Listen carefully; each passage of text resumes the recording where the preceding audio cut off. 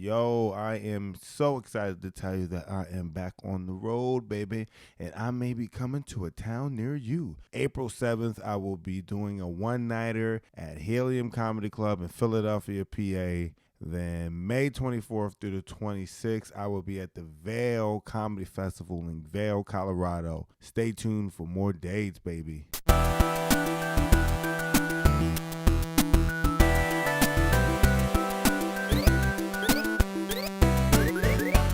What's going on, everybody? Welcome back to another episode of Public Property. I am your gracious host, Monroe Martin, and once again, I am joined by my co-host, the artist, the all-around dope artist, and my best friend, Darryl F5 Davis. Is that Hello, better? World?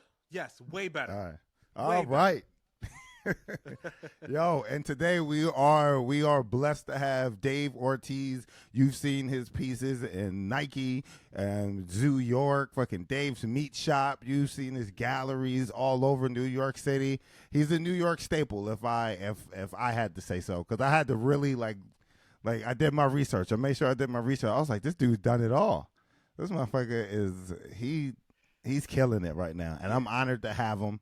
How you doing, Mr. Ortiz? I'm all right, man. You know, it's funny, like if I think back of all the shit that I've done, You've done a lot. A lot. You've done a lot. And I never really like look back. I just kind of keep making things. As long as I'm making things and just moving, because I don't. My whole biggest fear is to be like a one-hit wonder.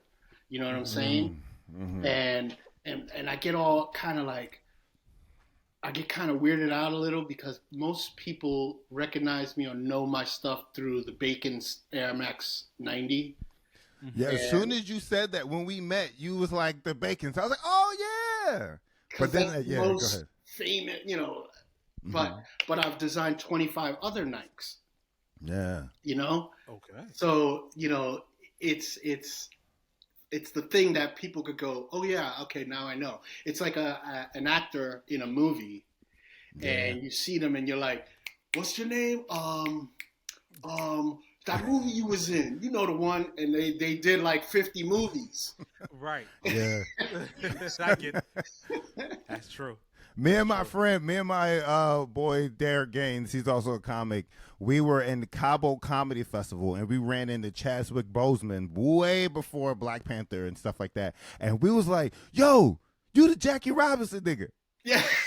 So we're guilty of that shit. Jackie Robinson, James Brown, yeah, you that motherfucker. Yeah. And then he became Chadwick Boseman. Right? Yeah. You know what I mean? You're like, oh, right, I was that dude. But I'm really this dude. I'm really right. So let me ask you, how'd you go from living in East New York, which is we're from Philly, so we don't know anything about New York, and I had to really look into East New York. That's a rough ass part of New York. That's where John Gotti, the mob was. Yeah, dude. How'd you go from that to being where you are today? Just being the artist you are today? There was this kid up the block from me. His name was Bullethead. And Bullethead... Was his name Bullethead because he got shot in the head? Yeah, or he had a sharp-ass head? He had a sharp head. Okay. But later, he grew into his Bullethead persona. He became a drug dealer. And he got this bike. He got this bike from this dude, Fat Black Joe. And Fat Black Joe used to come around. I love New York nicknames. He used to come around the neighborhood with a van, and he would come with like a BMX magazine, and he would tell kids what bike you want. And then he would go to different neighborhoods and knock kids out and bring those bikes back to the hood. Hey, and that's how, and I got a BMX.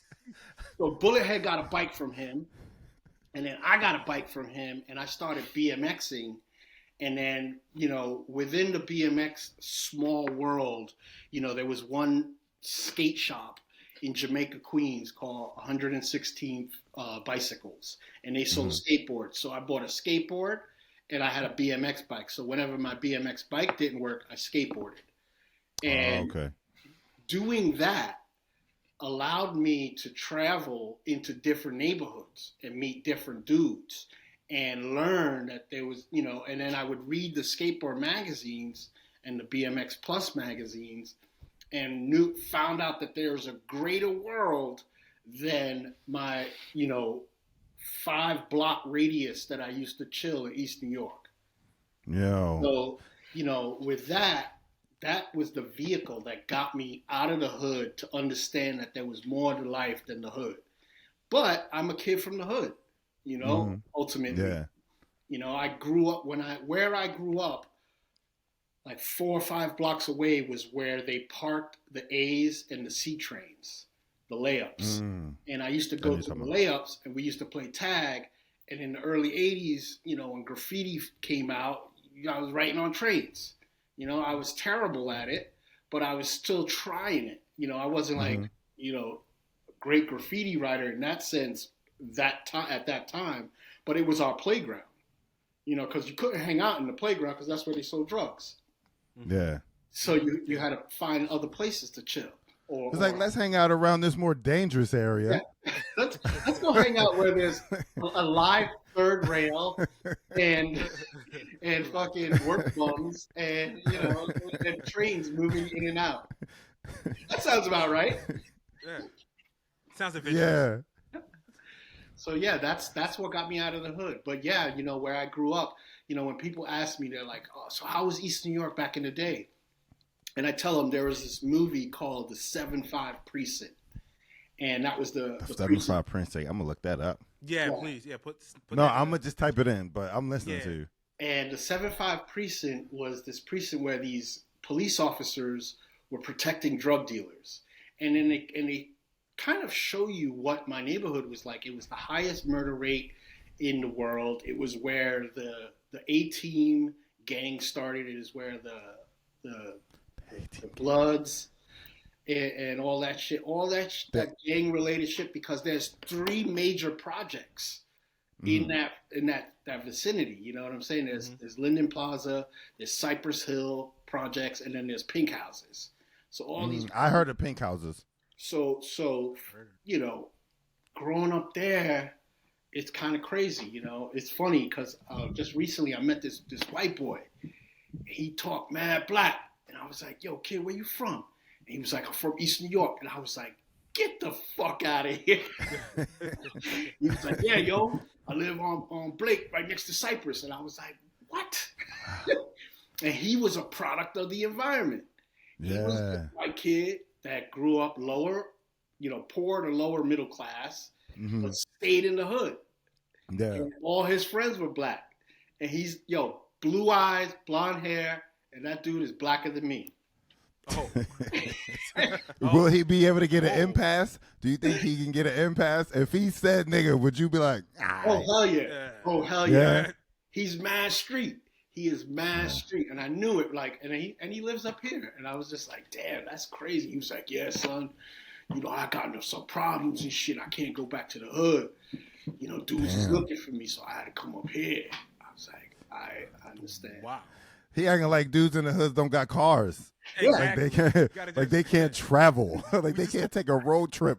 But you stick out, my buddy. It's 3 hours north, so that's basically Canada. Yeah. It's the same area where I met you, where we met at that show. Yeah, that was far as fuck. So background story for everyone who's listening. I met Dave at a comedy show in the sticks.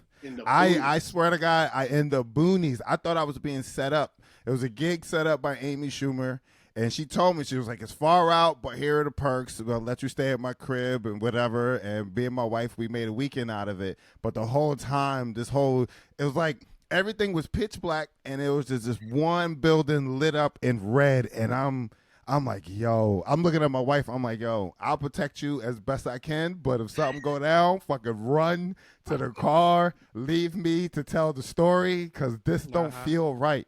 And then you get in there, and it's just a bunch of art, like a couple locals, but it's a bunch of artsy people. It's a bunch of people in the industry. And I was like, all right, it felt good. We had a good time. Yeah, it's crazy because, I moved up here not knowing shit about this town. It's called Delhi. Mhm. They pronounce it Delhi. And I was just like, yo, let me tell y'all something. They got this place in India that's been there for a long time. It's called Delhi. It's called- But all right, y'all call it Delhi, whatever. I get used to it. And I didn't know shit. And I didn't think, I was like, it's going to be a bunch of random people. And it turns out it was a lot of people migrated from the pandemic.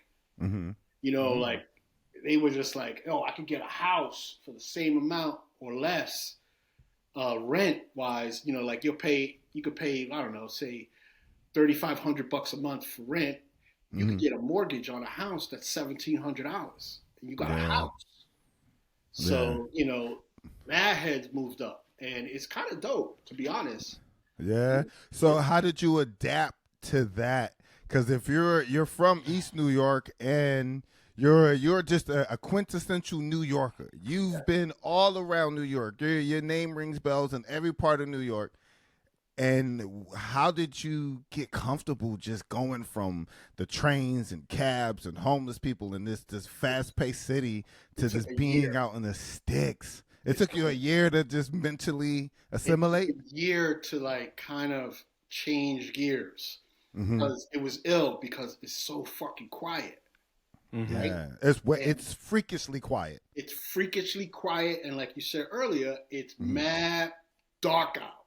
Like Nothing. Nothing. Like I'm still to this day. I let my dog out at night. Just before we go to bed, I go out with a flashlight because I'm afraid that there's gonna be like fucking coyote or a bear, fucking deer. Like some wild shit that I'm not really used to. I'm used to bums and like thugs. Yeah, you know how to scare off bums and thugs. I know how to do that. Like but bears, like that's a whole nother fucking thing. And it's a bug out, but so it's wild because I had a business before I moved up here full time. I opened a vodka distillery with Absolute Vodka. Do you still have it? No. I left after 8 years, and it was up and running, and I was like, I had enough. I got the crib.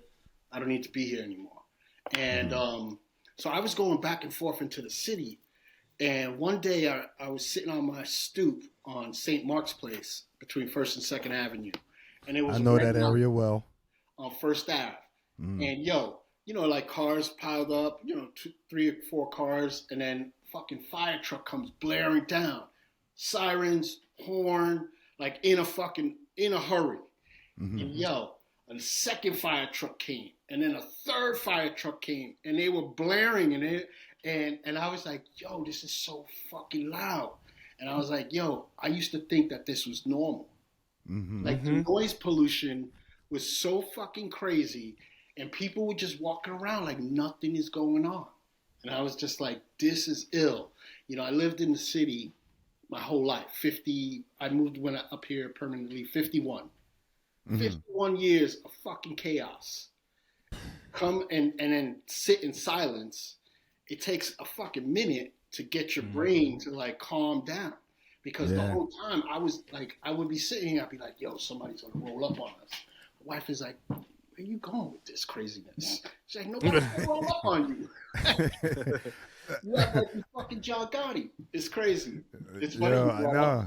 I had that same feeling though. I had that same feeling though being up there where I'm like, yo, because we were just sitting on the porch smoking weed before the shows, and we was just looking out, and I'm like, yo, anything can happen.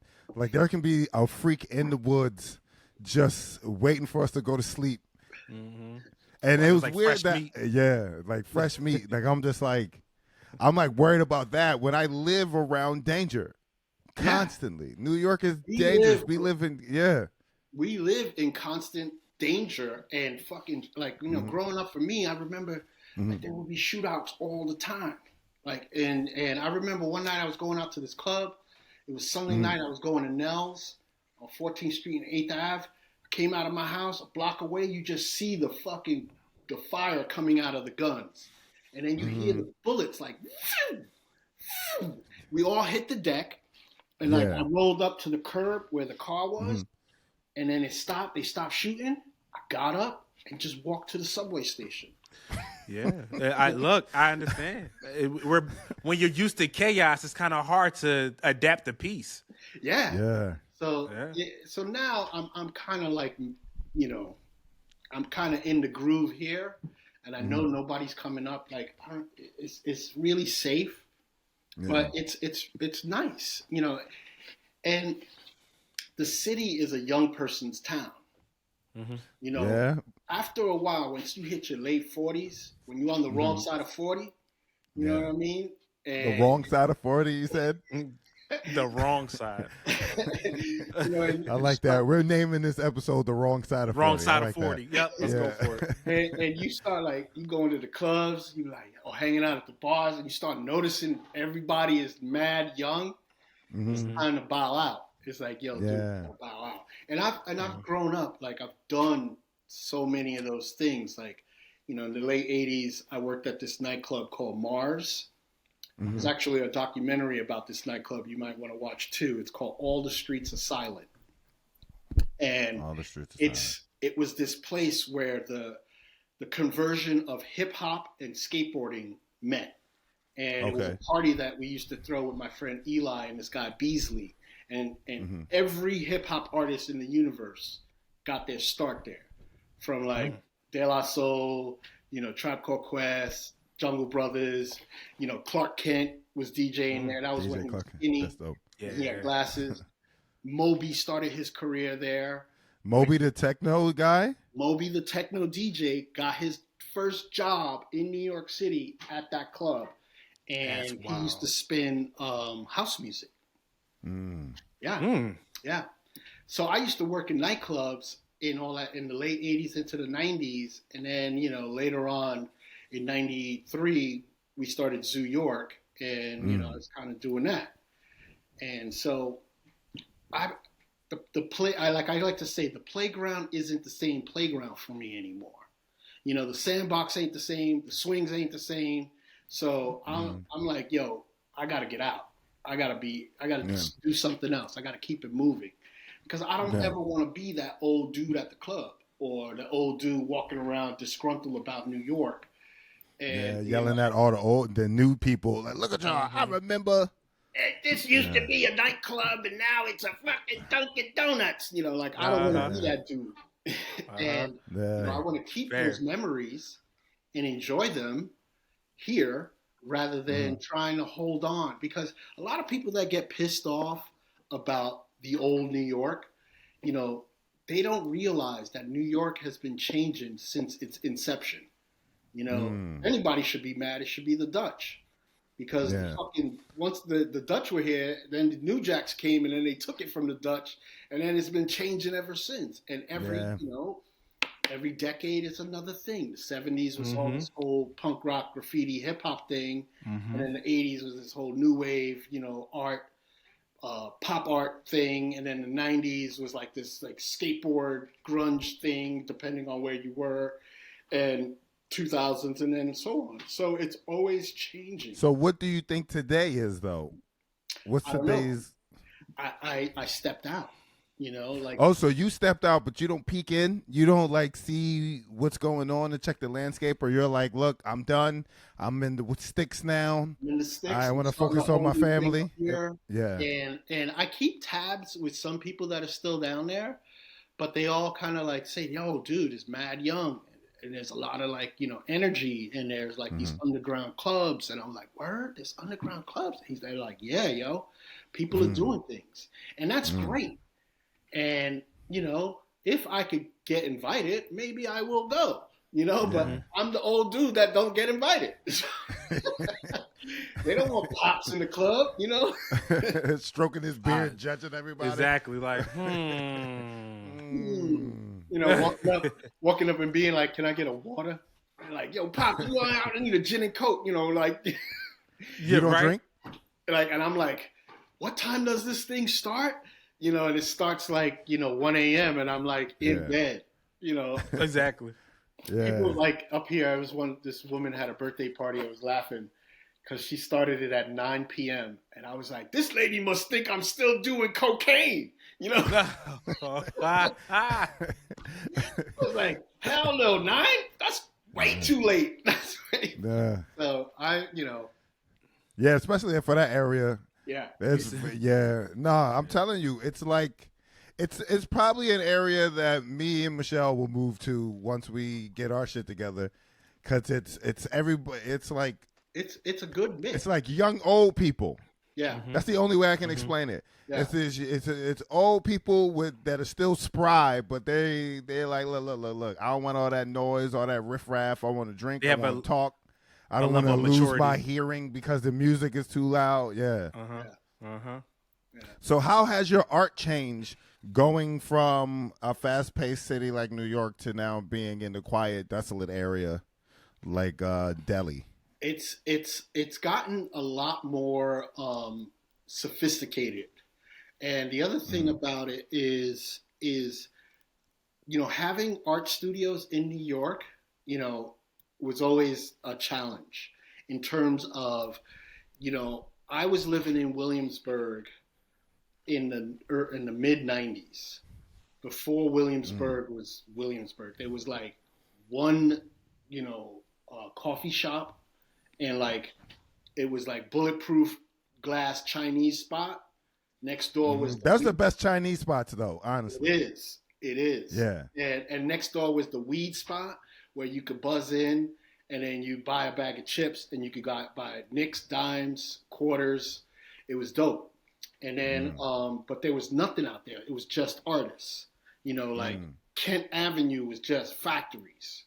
Domino Sugar was pretty much abandoned. I used to tell people on South Fifth Street in Kent, there used to be a dock where you could drive your car down and like pick up your boat. Those like, and you could drive your boat out. Those rear attachments to like a Ford F-150. Yeah.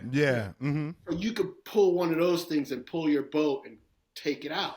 So are you talking about where Domino Sugar Factory used to be? That can't. Yeah. Oh, okay. All right. Avenue. So that was all hookers and random shit. Under the Williamsburg Bridge was all hookers, and I used to live out there back then.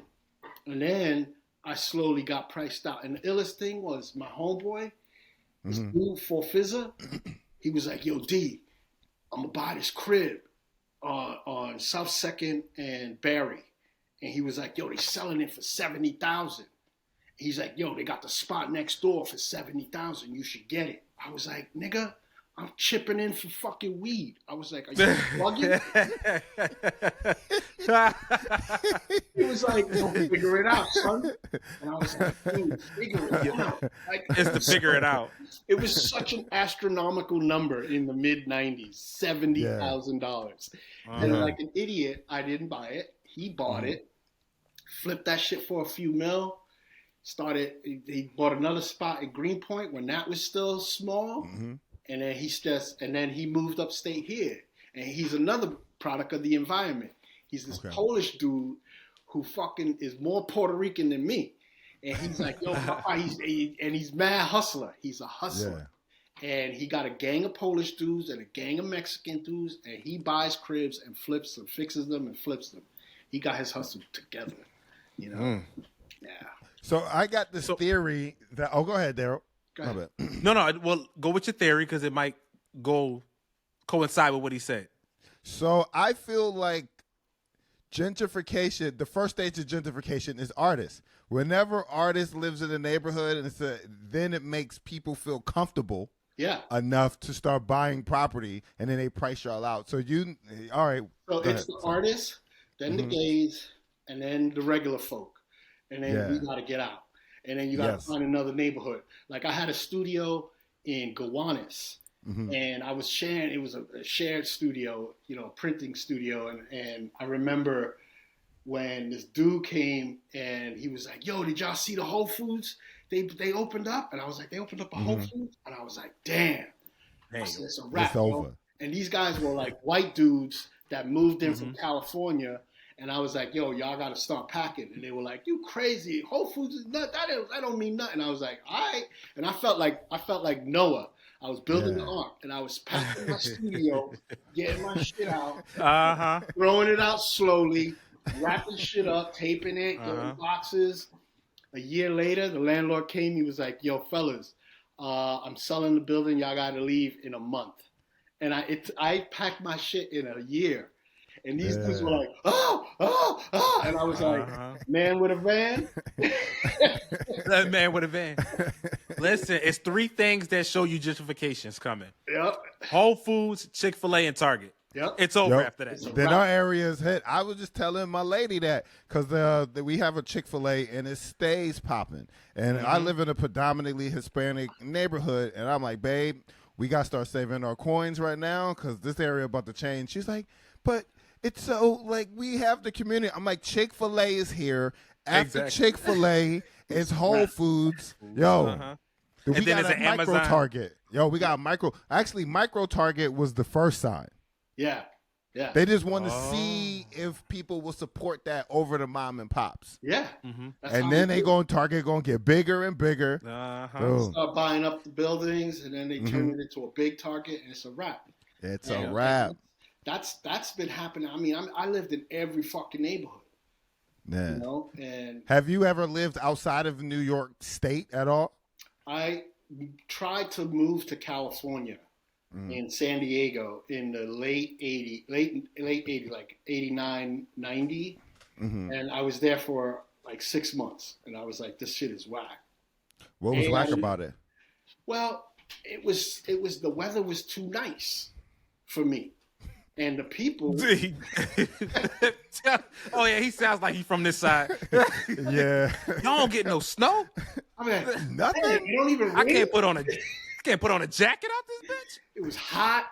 And it was just it was just really like clicky, and you could only and whatever you did, it had to be planned. You know, there was no spontaneity. Like you could come out of your house in Brooklyn. No plan, run into 2 people and have an agenda, and you could be out all night. In Southern California, you have to have like a plan. Like, yo, all right, we're gonna go to this town, and we're gonna go see these folks, and we're gonna go do this, and then we're gonna drive back home. And that was it. There was no like randomness to it, and I didn't feel comfortable with that. And I was like, yo, y'all niggas is whack anyway. I'm out. And I broke out. So you found your voice in street art.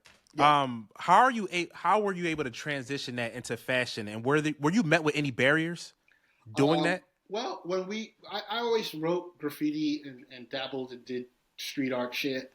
And when we were at Zoo York, we used to make clothing. You know? And I used to, well, not no more. I'm too fucking old, but I used to have Zoo York pieces. And so what we did, we would make shit that we liked. So we were into a lot of like military gear, M65 jackets, cargo pants, type stuff. The military sweater with the fucking, the satin on the shoulder and the elbow pads. So we were copying those items, and we were like, tweaking them and making it ours, making our own patches that said Zoo York. And, then we got into this whole Kung Fu thing. This is way before Wu-Tang. And we were like, we had this thing called Practice Truth, Fear Nothing. And we had like this Shaolin dude. And then we started taking, Kung Fu lessons from this dude that was teaching us Kung Fu. And it was in an abandoned school on Houston and Houston between Bowery and 2nd Avenue. And he was this crazy motherfucker that used to drink at this bar called Mars Bar. And he had this straight up Shaolin fucking temple like studio in this abandoned school. And that's crazy. He had the the poles like in the Shaolin movies where they step on the poles and they do the fucking with the stick. Yeah. All that shit. He had the swords, and he was a crazy motherfucker that we used to like learn Kung Fu from. And so we would just make shit that we were into. And that's how I got into fucking making stuff. And we had some friends that were, Futura and Stash and other guy, Blue. They had this company, BSF or something like that. And they met the cats at Nike. Like they met Phil Knight and this other dude, Sandy Bodecker, and those dudes were like the early adapters in doing sneaker designs. And so they used to come from their office, which was called Project Dragon on 28th Street and 7th Avenue. They would come downtown to our office in the Meatpacking District on 13th Street in Washington, and we'd all hang out, smoke weed, and then we got to meet some cats at Nike.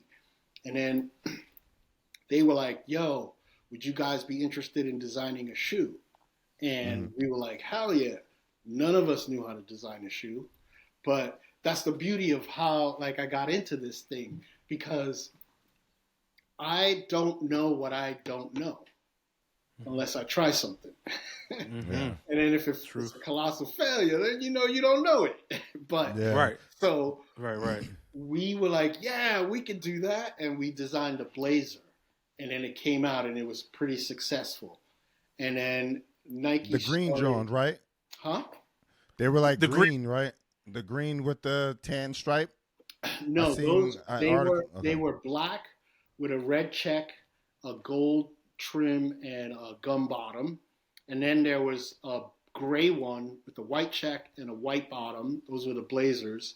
Then Nike started SB, Nike Skateboarding, which also stands for Sandy Bodecker, the guy who started. Didn't know that. Yes, Nike SB, Sandy Bodecker. And and Sandy was really cool with us. He really enjoyed hanging out with us. And he was like, yo, I'm going to do this project and I want to get some real brands. So he got us from New York, the girl team in Los Angeles, which was like Spike Jonze' company. And so they got like Chico and they did a bunch of sneakers for the team. And we did ours with two of our skaters. So that hit, and it went super well. And everybody wanted that SB, the Zoo York Dunk. Yeah. And then after that, it was a matter of just, you have a proof of concept. People are like, yo, you want to do something? And then we were like, yeah. And we would do stuff.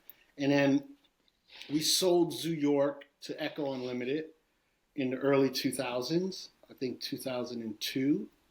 And I was like, fuck that. I'm not working for Echo. That nigga's whack. You don't like, what made, we'll go back to that. Yeah. What made Mark Echo whack? Because I remember living in Philly, being a kid and hearing that it was whack, but it was from like a hip hop point, because he was like a culture vulture, right? He was a culture vulture. He was this Jewish kid, and they came from the Garmento district in New York, and they just made up this brand, and then they like targeted it towards the inner city, and they just started flooding all these hip hop dudes with gear, and it was good quality stuff. And if you get free stuff, you're gonna start rocking that shit. And they didn't pay any of those people. Oh.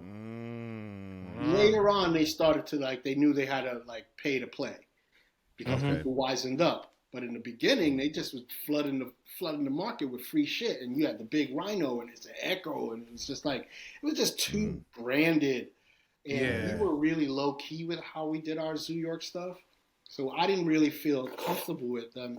So I decided to open up a shop myself. And I was like, you know what? I want to make a shop, because Supreme was already, established. And I was like, I'm going to do the opposite of Supreme, because Supreme had this museum mentality where everything was precision hanging, and you one item out, and you can't touch it. You have to ask, and they yell at you, all sorts of shit. They had a really fucking amazing way they did things, and they got people all psyched. And I said, I'm going to do the opposite. I'm going to make a user-friendly store that you could touch everything and make it so when the kids got yelled at Supreme, they could come over here and hang out and chill with me. And I was super nice to them. And it was perfect. And then I designed a concept store that nobody has done, where I designed the store to look like a butcher shop based on my graffiti tag called Dave's Quality Meat. And it just blew up. And then Nike, they never gave a shoe to a shop that hasn't been open. But since I already did designs for them before, they were like, okay, we never do this, but we're going to do this for you because we want to get in, your shop is so unique and cool and different. We want to be first, because they knew that everybody was going to come down. And so they were like, what sneaker do you want to do? And they thought that I would want to do an Air Force One. And I was just like, nah. I was like, fuck that. I was like, I want to do a running shoe. Nobody is doing running shoes. And I just, again, going the opposite direction than what everybody was doing. And then they were like, okay, make the colorway. And I came up with the concept of the bacon, and the rest is pretty much history. But again, using the colorway, what everybody was doing at the time in the early 2000s was black, navy, gray, military green, and camo. And then I come out with this shoe that's a soft colored palette, tan, pink, maroon, and it was something so different that everybody was like, what the fuck? And it just fucking freaked the game. And I'm usually like that. Hey, y'all, just wanted to take a quick break to tell y'all to go ahead and grab some of that public property merch. It'll really help the grow. What made you create the Air Wands, though? Like, when did those come Wands? into play? The Air Force Wands? Yes. I didn't make those. Oh! I saw those. And and I was making fun of the guy by calling him, because he was like a wand, like a Mexican. Okay. Because okay. I was sitting there like, what made him name that? And then I didn't put two and two together, so I thought that was your thing. Okay. No. Everybody was like, dude, where did you see that? And I was like, it's fucking New York is crazy. They wear crazy shit. And I was like, right. An amazing fucking sneaker, whoever came up with Air Force One. So, So, no, I didn't get residuals. Here's the other crazy thing.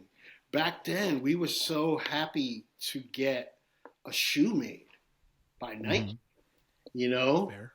So it was like, they gave us extra pairs, and we were able to sell those pairs. So that, they took. What do you mean? So you couldn't sell your own? So they paid you to design the shoe, but then they gave you extra pairs so you can sell them as well. Yes. Oh, so it was like, here, we'll take your design, but you can make money by selling it yourself as well. Yes. So I was able to buy, when the first Bacon release, there was 2,000 pairs worldwide. So then they had this thing called Tier 1 accounts. And the Tier 1 accounts get the cool shit. They the ones who get, all the limited edition sneakers. So I was allowed to purchase my sneaker first, because I was an account of Nike's. Plus, I got the free ones on top of that. Oh, okay. So I was able to make extra money. So a shop was only able to get 24 pairs. So if you were a Tier 1 account, you got 24 pairs. You paid $35.86 per pair, and then you sold them for $120. And that's that's how you make it. That's how much. Okay. That's the reality of what. Right, you think about that, yo? That's crazy. The wholesale price is basically $35 a pair of shoes, and then they sell them for, maybe it goes up to like 75, maybe, and then they flip them for 180, 200, 220, whatever. Damn. So when they re-release, that is crazy. When they re-release, because I believe the Bacons, they re-released them 3 times? No, they re-released the Bacon Air Max 90 in 2021, and I had this conversation with them, and I told them, I said, listen, 20 years ago when I made this, 17 years ago when I made this shoe, my philosophy was limited edition is cool. And I said, now that I'm a 50-something-year-old man, I was like, my philosophy is unlimited edition is cool. Yeah. And I was like, here's why I think this. I said, I don't want to, because the thing about it, when it first came out, I never saw the sneakers. I never saw them on feet. you know, and they were like under some kid's bed, and he pulled them out, and it was like, yo, look at this, and I wanted to see them, so I was like, and Nike went cha-ching, oh, I hear you, and then they made it right, and then they gave me a nice fat check for that, and so the other reason why I wanted to do that was I wanted to flood the market, because I want people to wear sneakers, ruin them, and then go buy another pair. Absolutely. I like that.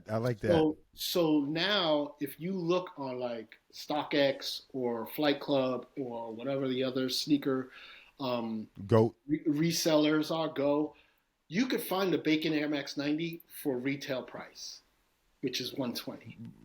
All right, so I gotta. And my size, they're still not retail. No, they're not. Still like, we had this conversation. Yeah. I'm like, I wear size 15. It's going to be a mission. I don't think they made them in 15s. I'll check later, but I've seen them in a 15 resale. But I don't know if that's somebody trying to get over. But you got to do like a bid. It was probably. So I don't know if that's like a trick. Maybe it's a women's 15, which is a men's 13 and a half. You said StockX, correct? Yeah, StockX. Yeah, StockX right, here and they Bacon's go. Yo, these are 90. That was a sweet color. Man. Ooh. It looks like. And you. Go ahead. What made you go from? Because you also did it in the dunk too. You did the dunk low. Yeah. And so did you have to repitch that idea, or did Nike just go, "Hey, we're going to do this colorway on another silhouette"? Yeah, because we did the original Bacons are on 3 silhouettes. There is the raw bacon, which is the one that you're looking at now, the 90. Then there's cooked bacon, which is on an Air 95.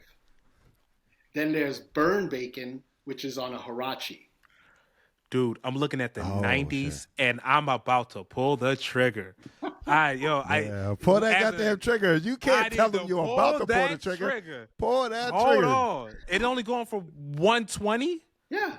See? Because that's what I wanted to happen. I didn't want my sneaker to be a sneak. I wanted my sneaker to be worn. I wanted my sneaker to sell back at retail price, because if you make it hard to get, then the price makes it exorbitant, and the average kid can't get it. And I was like, that's not fair. That's the Shaq mentality. Shaq was like that with his shoes. Yeah. He's like, he wants to see his shoes on everybody's feet. He doesn't want to see people shooting each other and all that stuff. Did that affect you when you would see that, when you would see people getting robbed for sneakers? Because I'm pretty sure people got robbed for the Bacons the first time around. I don't probably. So. I mean, back in 2003 when they first came out, 2004 when they first came out, there really wasn't dudes. It wasn't like back in the day where, you see dudes on the train and they just got socks on. And they got booked up at Ralph Avenue on the 8th Street. And they were like, damn, son, these niggas took my sneakers. Nah, people ain't get yoked like that. They don't do that shit no more, because it's not like, it wasn't like, unless they were like rare Jordans. Jordans is the one sneaker where dudes get shot over and yoked up over. Regular, not no more though, because they do too many God. of the same. They do too many releases now. Yeah, and Jordan. The other thing about Jordan is that there are a lot of bootlegs out there, so you could buy a fucking bootleg. And it doesn't matter. It doesn't. You ever wore a bootleg sneaker before? Hell yeah. What was the bootleg? What'd you wear? I had a pair of bootleg. I believe they were Blazers. It was just a weird colorway that I thought was cool. And I got them in Asia, and I was like, hell yeah. And, I love bootlegs. Like, I'm the king of Supreme bootlegs, and I buy a bootleg, and I'll go to Supreme with the bootleg and be like, yo, my shit is mad dope. And they'd be like, dude, what the fuck is this? Because we all grew up together. Like, I know those dudes. I know the owner. Like, we all know each other, and they know that I rock the bootlegs. Like, I remember in Italy, I bought a bootleg box logo that was like jumbo. It was like, it was so ridiculously big. And I went to Supreme and I was like, yo, son, my box logo is mad fucking Supreme. And they were just like, where did you get that? I was like, don't worry about it. And then one time when Supreme released the first Louis Vuitton collection, I had the fucking bootleg before it even released. Like, I used to know this girl, this woman in Asia that worked at the factories that made all of the bootlegs. And her name was Yo-Yo Ling. And I emailed Yo-Yo Ling. Hey. I was like, Yo-Yo Ling. Yo-Yo Ling. And she was like, hey, what's going on? And I was like, did you see this collection from Supreme? And I sent her, because they did the runway show, and I sent her the whole fucking thing. And she was like, okay, I get factory to see if they're working on this. And a week later, she fucking was like, what do you want? And I was like, hell yeah. And we But you're doing high quality bootlegs. Yeah, that's the difference. Yeah, that's not really a bootleg. That's like a custom. It was like a custom, and we were, and I was getting them. I hooked up a bunch of people, and I had like the phone holder, and I had the fucking denim jacket. It was crazy. And they were the bootleg. I walked into Supreme, and they were like, "What the fuck is this?" And I was like, "Don't worry about it." Dude, I used to be afraid of buying bootlegs because when I was younger, I remember one of my foster families, they used to shop at flea markets exclusively. They did not fuck with stores. They be like, oh, you need new sneaks? We gonna go to this flea market in Jersey. And they bought me a pair of Huaraches. I think this is when Huarache started doing like a sleeker silhouette, and it had like the hard plastic in the back. It was like Huarache's basketball sneaker. Yeah. And them shits squeaked when I walked. They make that. And to me, that's always been what bootlegs do. It's just like they're going to squeak, they're going to rip on you, but you were getting high quality shit. Yeah. It's a difference. You weren't buying it from a flea market. And then one time I went to Thailand, and it was they took me to this place. It was a mall called Real Fakes. And I was like, what? Real Fakes? Real Fakes. And it was like they had Balenciaga, they had everything. And it was the factories that made the shit. They would just like get a run. Say they get a run for Balenciaga bags to make 1,000 bags. And they would make 1,500. Yeah. And then they would take the 500 pieces and just sell them at the Real Fakes place. And you could buy it at a fraction of a cost. And I bought Balenciaga. Shit, you about to make me start buying bootlegs. Exactly. But is it really bootlegged if it's... It's not really bootleg. It's not coming from the store, from the Balenciaga store, but it was all of the shit was there. Man. And, so... To me, it doesn't matter, and that's the thing. I've never cared enough in terms of fashion because I've always dressed like a fucking weirdo, and I wear, I shop at thrift stores, and so none of it ever mattered to me. Sneakers and all that shit. I always tell kids all the time, I'm like, no matter what, one day you're going to step in shit, and your sneakers are going to be worthless. It doesn't this doesn't really matter. Go out and skate in them and have a good time rather than, wasting your time, standing on a line. But then I realized what the whole standing on line culture was all about because I didn't get it. Like kids were. I still don't get it. Please explain. I will not do it. So back in the day, in the late '80s, when I was going to clubs, I started working in a nightclub in 1987. So I was 17. And I was allowed to go into clubs, and drink alcohol and dance with older people and stuff like that and mingle. And then nowadays, everything is ID scanned and you have to be of age. So the kids, where do they go to hang out? The kids now hang out. And I used to go out all night, like till the sun came up. And so that the line where the kid waits overnight is the modern day hangout social club, club where they're out they're breaking night, they're hanging out, smoking weed, chilling, cracking jokes on each other and doing their thing. And that's their social hangout. Whereas when I was a kid, my social hangout was hanging out at this club Mars which is in that documentary, All the Streets Are Silent. But I was able to go see, you know, Big Daddy Kane, and there's fucking this guy, and there's that guy. You know, it was a different time. So, you know, that doesn't exist anymore. And so that's what I think. That's why I think kids do it, because they get to stay out all night. They get a thing. You know, there's a prize at the end of the line. At the end, you know, they meet other people. And then they resell it. And, you know, and I used to say, I was like, yo, you could get a job flipping burgers and make the same amount of money at the same amount of time you spent here. You know, you online for, you know, 48 hours, 24 hours, whatever it is. And then you sold these sneakers. It's the same amount of money as if you had a regular gig. But they're like, yo, I'm only working 1 day a week. I was like, there you go. You got me on that. Fair. It's definitely a networking thing. Yeah, and it's a networking thing, and that's where these kids, they get to meet each other. They get to, like, they're gonna be, that's their crew. That's their generation. You know, for me, the kids that were skateboarding and hanging out at Washington Square Park are the kids who are doing things. You know, like Spike Jonze. I met Spike Jonze in '87. I'm still friends with Spike Jonze. You know what I'm saying? And he, you know, he's a producer, movie director, whatever. You know, the same kids that you hang out with are the kids that are going to be doing stuff, depending on how talented they are. That's the crew of people you're going to see on the come up. Yeah. It's the same with comedy and stuff. Yes. Yes. It's the same. So you network across and not up. Yes, you network across because that crew is going to start going up. Yeah. And whether you're, you know, talented or not, it depends on the level of up you go. But you're still going to see the same dudes. You're going to be like, yo, I remember that dude. I know his mother. You know what I mean? Like, you know, and that's my homie. And they'll be your homie as long as you don't do nothing stupid and fuck them over. Fair. Nah, that's network fair. across. Not up. That's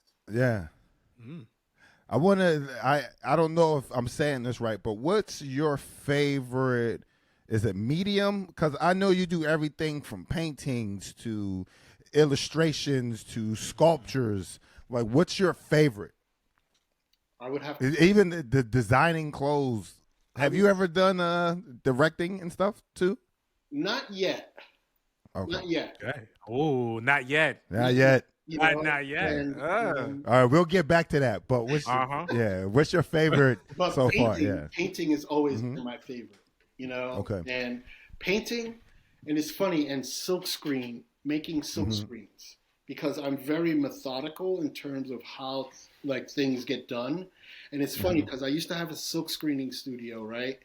And that was the one in Gowanus. And once it closed down, I was like, what am I going to do?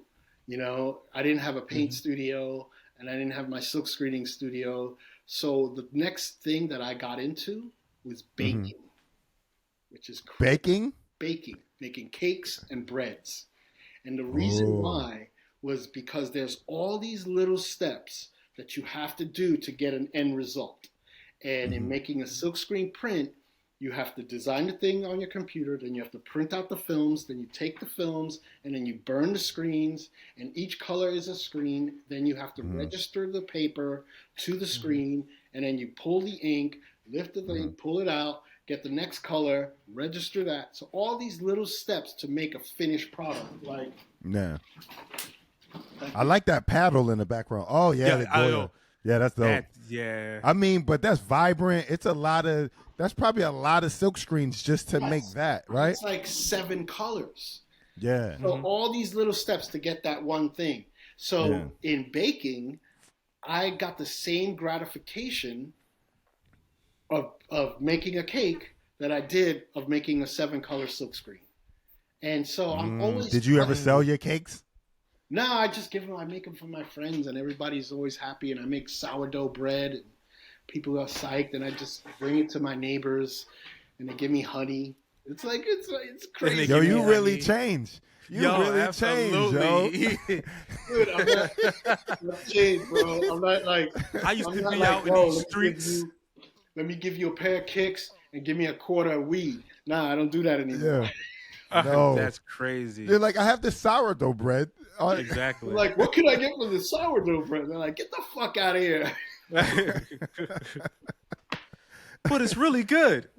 It's really tasty. So, go ahead. Monroe made a comment about the paddles you create. I got a chance to look at your artwork for your paddles yesterday, and I was like, "This is that the paddle you got beat with as a kid? That is fire! Stop, Monroe. That shit is fire. That is fire.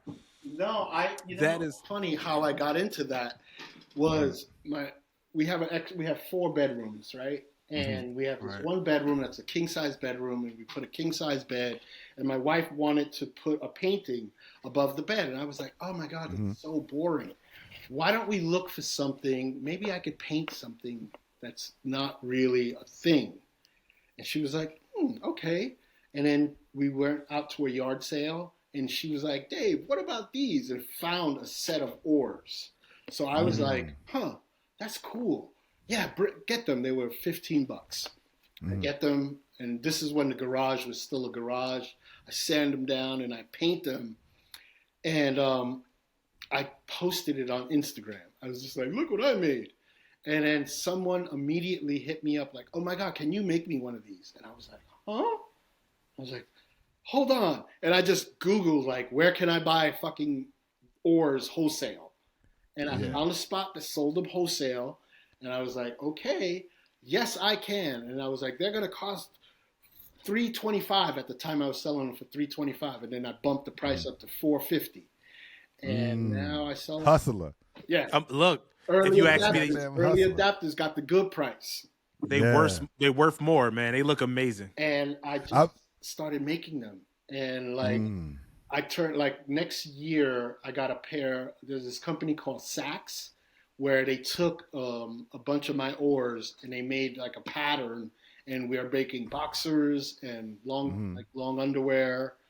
And Saks. I thought you were talking like Saks Fifth Avenue. No, you're talking about the underwear company. Yeah.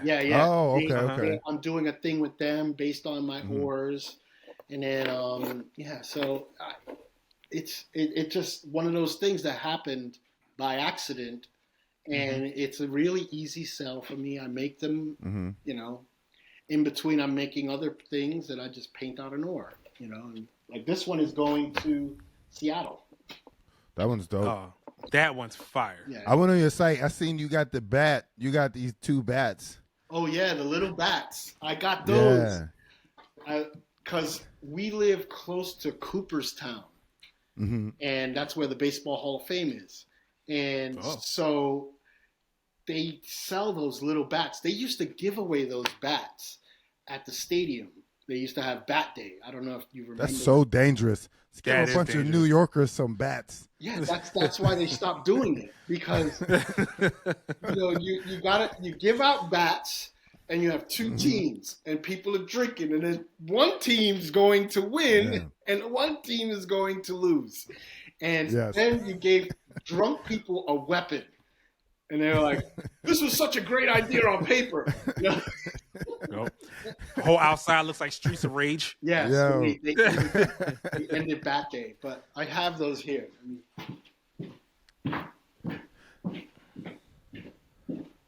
That oar fire. Oh, he got the oar's fire. That oar. I like the fire. picture of the pug. The pug, that's Frank Sinatra, but in the pug, is that a play on the Frank Sinatra headshot? Yeah. Wait, can you hear us? Okay.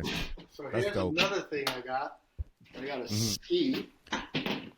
Ski. Have you ever skied? Lit. Never skied, but I snowboarded. And then I had bats. Oh. Nah, the bats. That's fire. So I'm making this. This is going to be in the new show.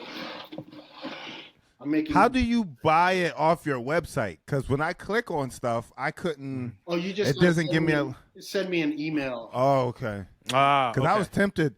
I got a question, because I was very tempted to print out one of your prints and just bootleg it. Go ahead. How do you feel about shit? He like said, that? "Go ahead." Oh, because I was like, we yo, just found that out he loves nice. bootlegs. I'm like, listen, I can't control what the internet. Once you put it on the internet, it belongs to the world. Like somebody's gonna do it. It doesn't, it happens. Yeah. And if somebody did that, if they did you get behind the? Okay. Go ahead. Go ahead. You were saying that if somebody if you put it on the internet and someone bootlegs it, isn't that what the NFT thing was about? Like to try to stop people from bootlegging stuff? Or I mean, I really didn't understand the whole NFT thing. You know, I made one and nobody bought it, and I thought it was hilarious. And it was basically, I was like, I wonder if I could do one of these stupid things. And it was, I made a crushed can. I did a whole series of crushed cans. And I decided, I found this amazing crushed can. And I was like, oh, this is my NFT. And I was like, let's see if I could get somebody to buy this stupid thing off of me. And nobody ever bought it, and I still have it. And I don't get how you trade it or sell it, or it's not a tangible thing. Yeah, you know, it's a thing that just the internet has, and I'm like, how stupid is that? You know, like if I'm gonna buy something, I want to hold it. And be like, I want this. This is a ruler. What is that? Oh, this is a ruler to draw circles. Oh, that's a fancy ass ruler. Yeah. So Did you design that ruler? No, Why no. This is to draw circles. Just to draw okay. circles. So you put the pin here. Show you in this part, right? And then you put this on the page, and then these little circles here. You see that? Yeah. There's a little hole. You put the pencil point there, and you just go, and it draws a perfect circle. So it's like a better protractor. Yes. Oh, okay. Yeah. Similar to a protractor. But yeah, I always get random tools and toys. Do you design the tool? Like, will you find a tool? Like, if you seen a hammer, would you like, I'm gonna design this hammer? Do you think you'll ever do like a tool collection? That would be fire. That'd be fire. That'd be fire. It was something that I thought of in terms of making things to hold the tools. I probably wouldn't make the tool. I would probably, if I could, it would be like an axe company, and be like, hey, that's dope. That's and I dope. paint the handle. Yeah, that's dope. That's something like that. I'll get one of those. I got a hatchet. We got a hatchet to protect the house, but we need one for show. Yeah. So, you know, I try to get Supreme to do shit all the time. I'm trying to get them to make a John Deere sit-down mower because I want one. Yeah, because I want one. Would it be red? It'll be all red? Exactly. That'd be fire. Is green and yellow.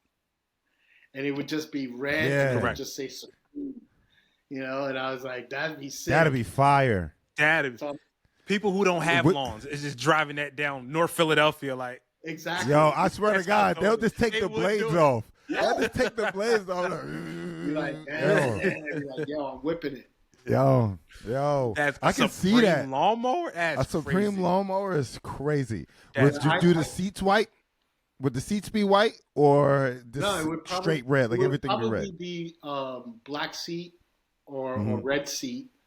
And but yeah, I mean, I keep telling them, I was like, you know, they finally made the shovel for me because they used to make fun of me at DQM, and all my employees went to work for Supreme. So my manager is the head of Supreme. He's like second in command, and next to James, the owner. And so I'm like, yo, Kyle, I need a shovel, yo. And I was like, dude, y'all guys got to make a shovel. I was like, a red shovel with the word Supreme on it. And then they were like, yeah, we'll get around to it, whatever. And then they finally made the shovel, and they called me up, and they were like, yo, dude, we got you your fucking shovel. And I was like, word. And I use it to shovel the ashes out of my stove. Like, most people don't use the shit they buy from Supreme. They just sit it in the corner somewhere. Yeah. Wait, I want to see this shovel. I gotta see this shovel. Yeah, absolutely. Oh, that's dope. That's fire. That's fire. That's fire. Then I have a crowbar. Supreme crowbar. Listen. And I use it to fucking poke my fire. Yo, the resale value on that shovel was probably $5,000. if not more, because when they see this episode, someone's going to be like, "I will give a leg for that." So I mean, I have so much dumb Supreme stuff that I didn't save a lot of it. I had so much of that stuff. And so what's your favorite brand outside of the shit you've done? There is this brand American Giant that I like. I looked it up. You did the Inside Out collection. I did the Inside Out collection. It was based off of this sweatshirt that I'm wearing. Shit looks cozy. And that does look cozy. And it was they make really cool and they're American made, and they're really great with their employees in terms of like, you know, they take care of their peoples. And I think some of the factories that they make their stuff in North Carolina are employee owned. So this is, you know, they do things sensible. So I like that company a lot. Then there's this other like brand that I really like is called Fact, FACT, and they're like a skate punk rock brand. You can find them on Instagram. And my friend Damon Way, he does that brand, and it's like new wave, like Joy Division or the designs really just mimic all of that old 80s new wave aesthetics. And it's nice, really cool. And nobody does that except for them, you know? And that's what I love about that brand is that they chose a lane that nobody was thinking about. And they were like, we're just going to go here because y'all all copying the Supreme. Everybody wants to be Supreme. They're like, we're just going to be over here. The thing about these brands is what's important is, A, you'll never be Supreme. So Supreme is taken. Then the number 2 slot gets switched out. The best place to be. Who's the number 2 now? It's hard to say. You know, there's this brand. There's either Kith or in terms of Kith is killing it. Kith is killing it, and they got a good spot Kith is where killing they are because they are like Supreme, but they just do a more high end, and it's not for skaters. Supreme is they're like we're skaters, but we're gonna make streetwear, and Kith is like we're just streetwear. Yeah, this is you don't consider. I think I look at Kith as like street luxury. Some of the shit they make is like it's street, but it's like still like luxurious. Yeah, that is a great description of what they are. Street luxury. And then if there's another skate brand below that, it would have to be Palace. And Palace does. Wait, Palace? Yeah, never heard I thought of that was Chris Brown's Palace. Palace. I thought I heard of Palace, but I thought that was Chris Brown's, John. And they do. I never heard of them. They do it really well. But those are the top 3. But if you were gonna, if I was gonna be start a brand, I would want to try to get the number 3 or 4 slot.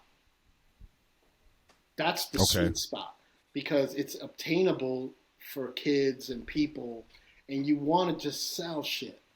You know, you don't want to make this high-end thing and you only sell a few pieces because it's too, you know. But the way the city is going, I don't know where these kids get their fucking money, but they're buying Kith. I don't know either. Luxury stuff. They got like, you know, $800 jackets. Yo. God damn. Same thing with it's either they're in debt or I'm about to say money. They sell drugs or some shit. They got that Affirm rolling high. Yeah, they're making TikTok videos and getting clicks and getting paid.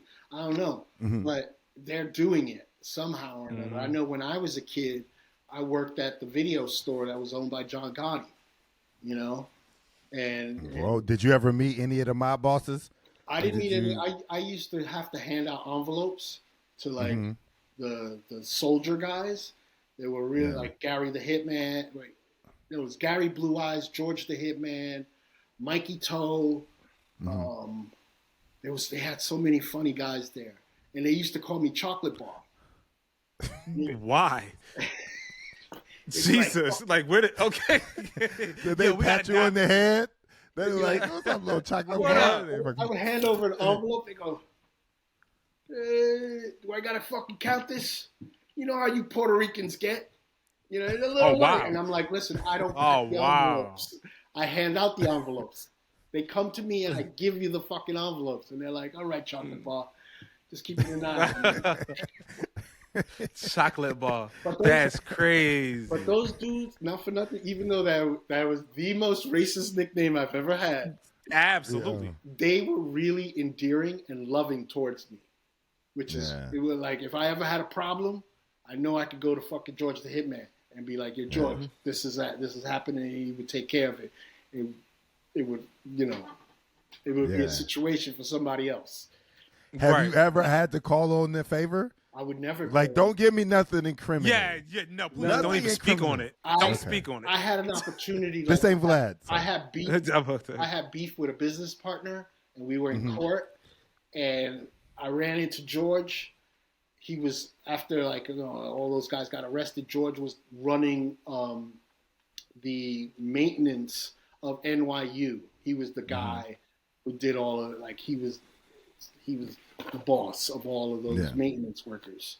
Anyways, George was like, oh, what, you know, you look all sad and shit. What the fuck is wrong with you? And I was like, you know, I'm in court with this dude. And he was like, listen, where's the guy live? He's like, I'd come out of retirement. I'd take care of this. We can make it look like a nice little accident. You know? And I was like, that's okay. No, that's no. Thanks, but no thanks. Yeah, you're like, damn. Like, it's not that. I don't really need that. I said, I'm going to go about it the white way, not the right way. The white way. Which is through lawyers and the court system and whatever. I'm not better option. Yeah, I'm not. Yeah, I don't need that on my conscience. Let me ask you. No, I get it. I'm the same way. Yeah, I don't like that. You always got to think about the person, house that blew like, up. damn. It's like, shit, man. Maybe we could have worked it out. Maybe we could have actually. Maybe we shouldn't have put that bomb under his car. That's crazy. Yeah. Yeah. So it's one of those things you don't want to have that on your conscience. Right. Right. Yeah. Do you mind if I ask you a couple more questions? Because I know we're passing an hour. Yeah. Go ahead. Come on, so if you were to direct, what's something like what's catching your eye right now? Because you smiled when I was like, "Would you get in the film and stuff?" And you were like, "I'm thinking about it. I want to do it." Like, well, I have this idea of a movie that it's a zombie apocalypse movie, which is about I could give you the title. It's called. Oh, you wrote it already. I didn't write it. I'm learning how to write a script. So I'm trying to learn how to do this. It's called Alcohol Makes You Invincible. And it's about this pandemic that happens and everybody dies off. But the only people who are surviving are alcoholics. So like if you have a drinking problem, you could survive this. And the two protagonists are borderline alcoholics. And they have to figure out, and the only way to stay alive is you have to keep drinking. So, this is a comedy. It's like a comedy. This is definitely a comedy. And the two dudes, you know, they're in their neighborhood at their local bar, and then they run out of booze, and then they're like, I know where we could get booze. And then they go from like Brooklyn, and they go to Midtown, and like Fifth Avenue, and they hit all those houses up. And then they go from there, they go to another part, and then in the mix, they meet other drunks and get into fucking other like crazy shit. And I just think that that's hilarious, you know. It is. That's super funny. I will watch that. Do they gotta get fucked up? So they gotta get fucked up to survive, to stay alive. Yeah, because if you sober up, or if you start to if you quit drinking, the disease will kill you. But the thing about alcohol is that if you drink too much, it will kill you. It will kill you. So they got to find the balance. So where's the line? Right. Yeah. It's just like where, you know, like how fucked up is fucked up, and how do I maintain it? And like when you're drunk and you lose all your inabilities to like make right decisions, so you can go over the fuck and get in behind the wheel and Are there actual zombies? Oh, go ahead. Are there zombies? The person driving away. Yeah, that'd be cool. Yeah. I want to these are things, So these, that's why I said not yet. I don't know. Okay. This is just an idea that's kicking in my head. Am I gonna? Yeah. I don't think so. But who knows? I have friends that do Hollywood stuff, and I could pitch it to them and maybe make it and get a producer credit. I don't know. Why not? Hey, why not? I want to watch it. All the zombies are cool kids. Netflix needs content. Yeah. Yeah. Yeah. Content is. They act like they don't. Yeah, but they do. Yeah. Hey, they probably get thousands of scripts a day, and who knows? Who knows? That's why I'm like, I don't know what I don't know. Yeah. So it's worth a shot. It could be. So I have I like to ask random questions. I'm on a delay, so. That's all right. So I'm on a random question. Yo, what is your favorite Spanish dish? Oh, that would have to be arroz con gandules with pernil. Okay. See, and red beans. Okay. So and my what? fiance what was is the last part? And red beans. Oh, okay, yeah. Absolutely, you got to add that. So my fiance's Black and Puerto Rican, so I got the opportunity to taste a lot of Spanish food, and your Beni, that's where it's at. Or when it's like she doesn't feel like cooking, she makes like this stew. It's called guisado, right? Yeah. Guisado. Oh, that's amazing. Is really fucking good. Absolutely. She makes her own like sofrito in the home. I was just like, oh, this is gotta have the sofrito. Gotta have the sofrito. I didn't know, mind you, I'm from my whole family's black, right? So to get an opportunity to try Spanish culture food, what was I missing all my life? Yeah, you gotta go to the Spanish restaurants. There's still some in the city that you could buy. He doesn't live in New York. Oh, you don't? Yeah, he don't live in New York. I'm from He's Philly. He lives in Delaware. Oh, okay. Yeah, I moved to Middletown, Delaware. So when you said adjusting into quiet neighborhoods, because it was dark here, super dark. I was like, I don't like this. Yeah, I'm used to hearing dirt bikes. I wake up in the morning and kick like fiends off my steps. I got deers in the backyard now. I'm just like, this is different. There's not a Poppy store anywhere in sight. That's hard for me. Yo, not even fiends. He used to live in this area called the Badlands, which is just predominantly Hispanics, and these motherfuckers have roosters and tigers and alligators in the middle of the streets. They called it in the middle of the streets. That's crazy. Yep. They called it Indy Zoo. Wow. Yo, Indy Zoo. Look it up. Bananas. Man, you ever heard of an area called Kensington in Philadelphia? No, but I'll look it up. So we call it Kensington Beach, and it's where all the fiends go. If you came from Jersey, New York to get drugs, you somehow stayed there. Oh, damn. It's crazy. So if you look it up, Kensington. So I was around that area for a while. Yeah, it's but they have also. No, go ahead, Darryl. So and they also have like great Spanish spots, So it's like I learned a lot being in that area. So yeah. But Monroe, they have. If you're in the city, you said you were in Brooklyn, right? No, I live in Queens, but I eat nothing but Colombian food. Right now, my favorite for breakfast. Yeah, I gained so much weight.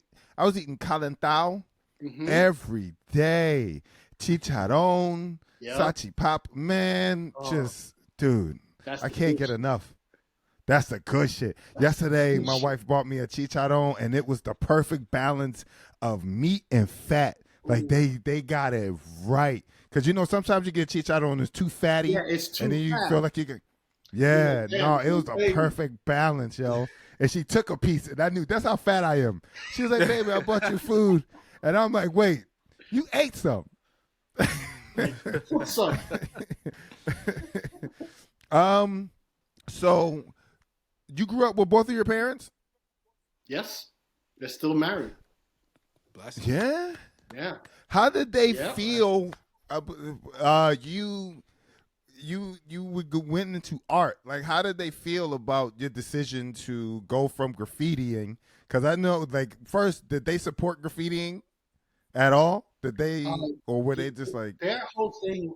My parents, their whole thing was, as long as you don't get arrested and you don't bring trouble to the house, go ahead, do whatever you want. And they knew, like, all my brothers play sports, like they play baseball, and then my youngest brother, the one below me, he played baseball, but then he does. I always make fun of him because he's like a MFA fighter or whatever. Oh, MMA fighter. MMA.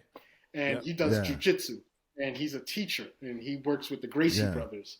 And I always be like, yo, how many headlocks you selling? You know, like, you put niggas in headlocks, like, yo, I got $35 on a headlock, son. You know, like, I'm crying. So they do sports, and then I did this. I was into BMX and skating, and then I got into art, and it just kind of like, they were just like, well, it's not drugs, but I did drugs, and he's not getting arrested, so I guess it's okay. And then once they saw that I was doing shit, and they, you know, I had art shows, and they're like, oh, he can make money with this, and I would, you know, fly them here, and you know, from Florida to here, and they're like cool with it. They actually love it, and you know, my mom, you know, were you able to move your parents out of New York? No, they sold out. They bought a building in the 70s for $35,000 in East New York, and then flipped it for I believe $500,000, and then they bought a crib in 17 years ago for $480,000, and they bought a house in Port St. Lucie, Florida, because my dad is a Met fan, and the Mets spring training is like 5 minutes from the fucking house. So he's a pig in shit. And does he go? Huh?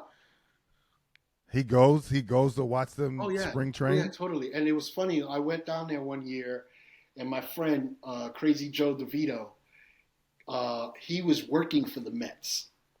And you know when you go to a baseball game and they have all the programming, and they're like, oh, the kissing thing, and they show you, and then they have like the 3-card Monty thing, and so he used to produce the show, you know, in between the innings, and so I knew he would be down there because of spring training, so I called him up and I was like, hey, can I come down? He was like, oh yeah, absolutely. So I told my dad, I said, hey Dad, where's the Mets thing? I've never been there. And he's like, oh, come on, we'll go. Maybe we could see them. We could look through the fence. And we go over there, and my friend Joe comes out, and he's like, all right, guys, come on in. And my dad was like, what? And I brought my dad in, and he got to meet the players, sit in the dugout, go in the fucking back, see the locker rooms, put on a hat, had a jersey. He had the whole Met experience. And he was like a kid. It was the best thing I've ever done, and he was so psyched.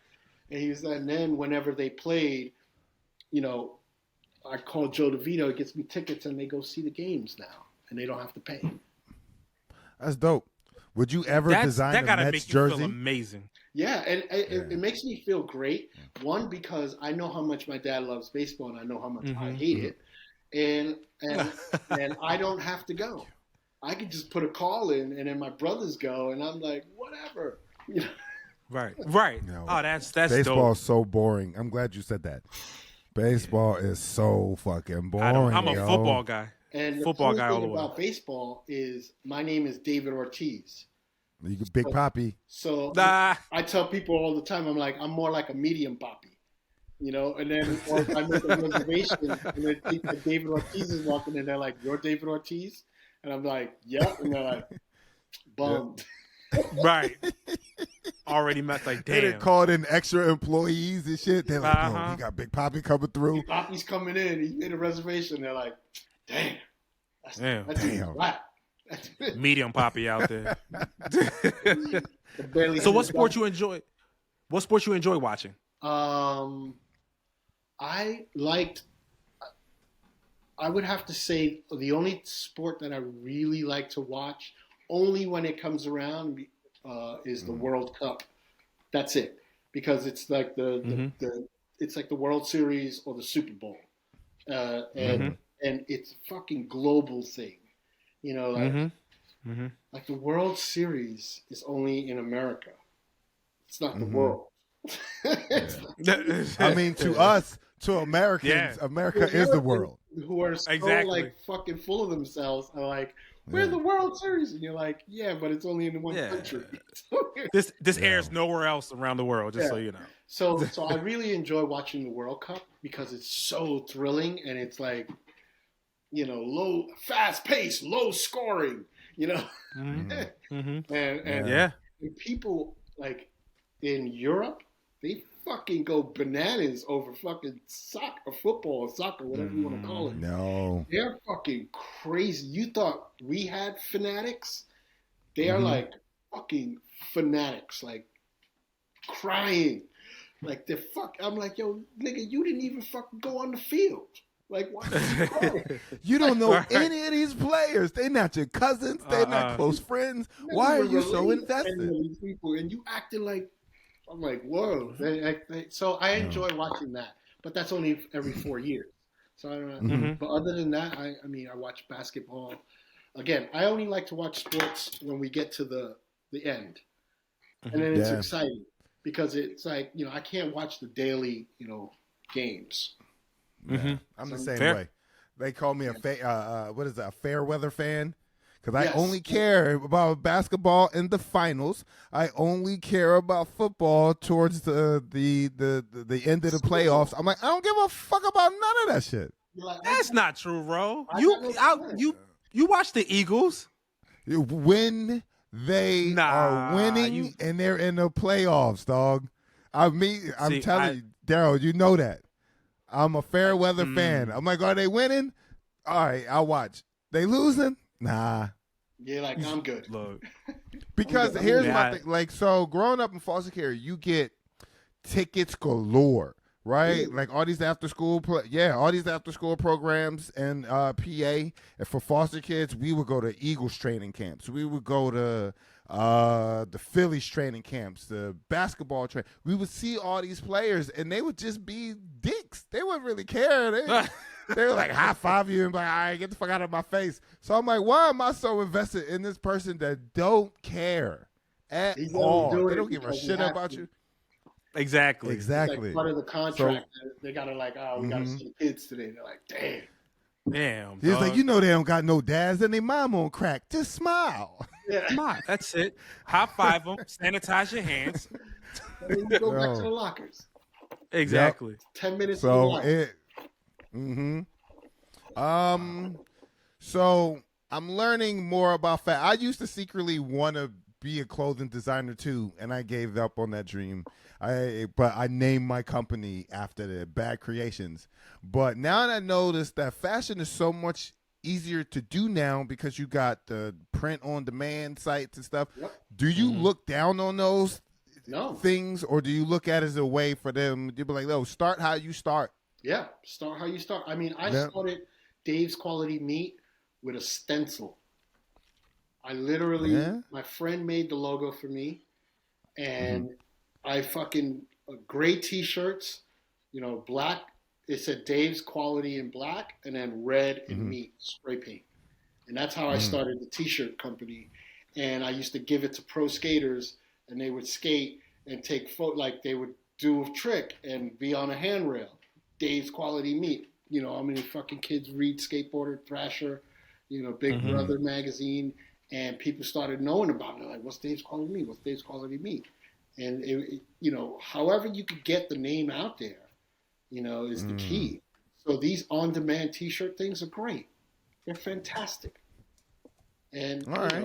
I thought they were kind of looked at as like how some comics look at Instagram and TikTok people. They're like, yo, if you're not in the trenches doing it, then and you online with it, then you're not really doing it. But it's not like that with fashion. It's like no, I don't think so. I don't think it's like that with fashion. Eventually, you start to get better. I mean, if you're a fashion designer, you know, you should know how to design clothing.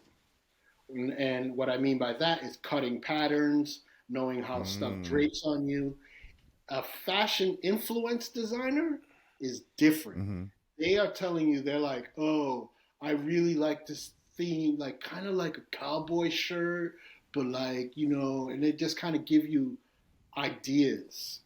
They're not really designing, they're idea makers, but they call themselves designers. I would fall into that category. I don't know how to cut patterns. I'm an idea person. And then I know people who do stuff. And then I'm like, I go, hey, I got this project. I want to do this. And then they're like, oh yeah. And I'm like, can you help me, make this happen? So, I'm just an ideas guy. I'm not really. Okay. You giving me a lot more confidence too. Cause I wanted to do I love graphic tees. And I wanted to like kind of start like a graphic tee line. But I was like, that's only all I can afford right now is like the print on demand sites. But no, thanks. Dude, go to the print on demand site, make the thing, and the next thing gets a little bit better, and then it gets a little bit better. But you got to make the thing first. Get the ideas out. It doesn't matter. Absolutely. Not everything is a hit. I don't paint. Every painting is not the Mona Lisa. Yeah. And you have to just keep working. And the more stuff you get out there, the better. And the next one gets a little bit better. That's what you have to. You got to try to get a little bit better on every try. And not every painting for me is the greatest painting. I'll be working on a thing and it's okay, and that's fine as long as I like it. That's the thing. That's the real thing, is when you make something, the only person who's really got to really like it is yourself. You get yourself to really, really like it, then you're doing something good. And then usually what happens is when you really like it and you're like behind it, you like, yo, I made this. Check this out. This shit is mad dope. And people are like, yo, that shit is mad dope. And because you believed in it. You're not selling a dream. When you're like making something that you feel good about, that's yours. You're like, I fucking came up with this stupid idea and I made it. Look at this. I'm a fucking guy. And that's me. I'm that dude. Yeah. I'm the guy who said, hey, I want to make a whole fucking collection of sweatshirts inside out because I fucking wear my sweatshirts inside out. Yeah. And then I was like, but your shit is like luxury, because I read it's like terry cloth inside. I was like, it's not just the inside out sweatshirt. Dave was very humble for a second about that. That's some quality inside out shirt. I literally did it because I wear my shirt, this shirt, inside out. And people would be like, yo, your shirt's inside out. And I'd be like, yeah, I know, because I like this side. I like the fucking texture of it. I like the way it feels. And then I was like, why don't I just fucking tell them to make this? And then I know what to do. I'll make one sleeve normal and then put labels on both sides so you could wear it inside out. There's no right or wrong way to wear it. That's amazing. Yeah. And that was the concept. And it's that stupid and that easy, That's amazing. It's usually dumb ideas. And I just buy into it myself, and if I believe in it, I'm sure 10 people will like it. And that's my bar. Is if I could get 10 people to like it, it's a success. So where can we actually find the Dave Quality meats now? Like, are they still just resells at this point? They're all resale stuff, yeah. Okay. And the brand, I had a partner, sold it to him. He sold it to Vans, and then Vans didn't do anything with it, and then they just womp. Wow. And I was just like, do you feel like they do? Vans drop the ball a lot, because I see them do certain things, and then they just go and they move on back to the classic shit. Well, what happens at Vans is that there is a high level of people coming into the company, and then they leave. Oh. So somebody could have came in and been like, yo, this is dope. We're going to do this with this brand and da-da-da. And then that person moves on and he works at Nike now. Oh, okay. So Vans is like this. Vans is like a good thing to have on your entry resume. Level. But it's like, yo, I It's a just want to great keep moving. brand. Vans is a great Yeah. brand. I used to wear Vans all the time. And I wouldn't call it entry level. I just think that they just do their own thing, and they are part of surf culture, surf skate culture, and that's their niche. But they do a lot of stuff with skateboarding, which is fantastic.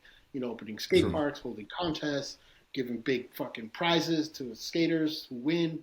So, you know, they are really cool. But when it comes to like their clothing stuff, it's kind of mediocre. No, it's fair.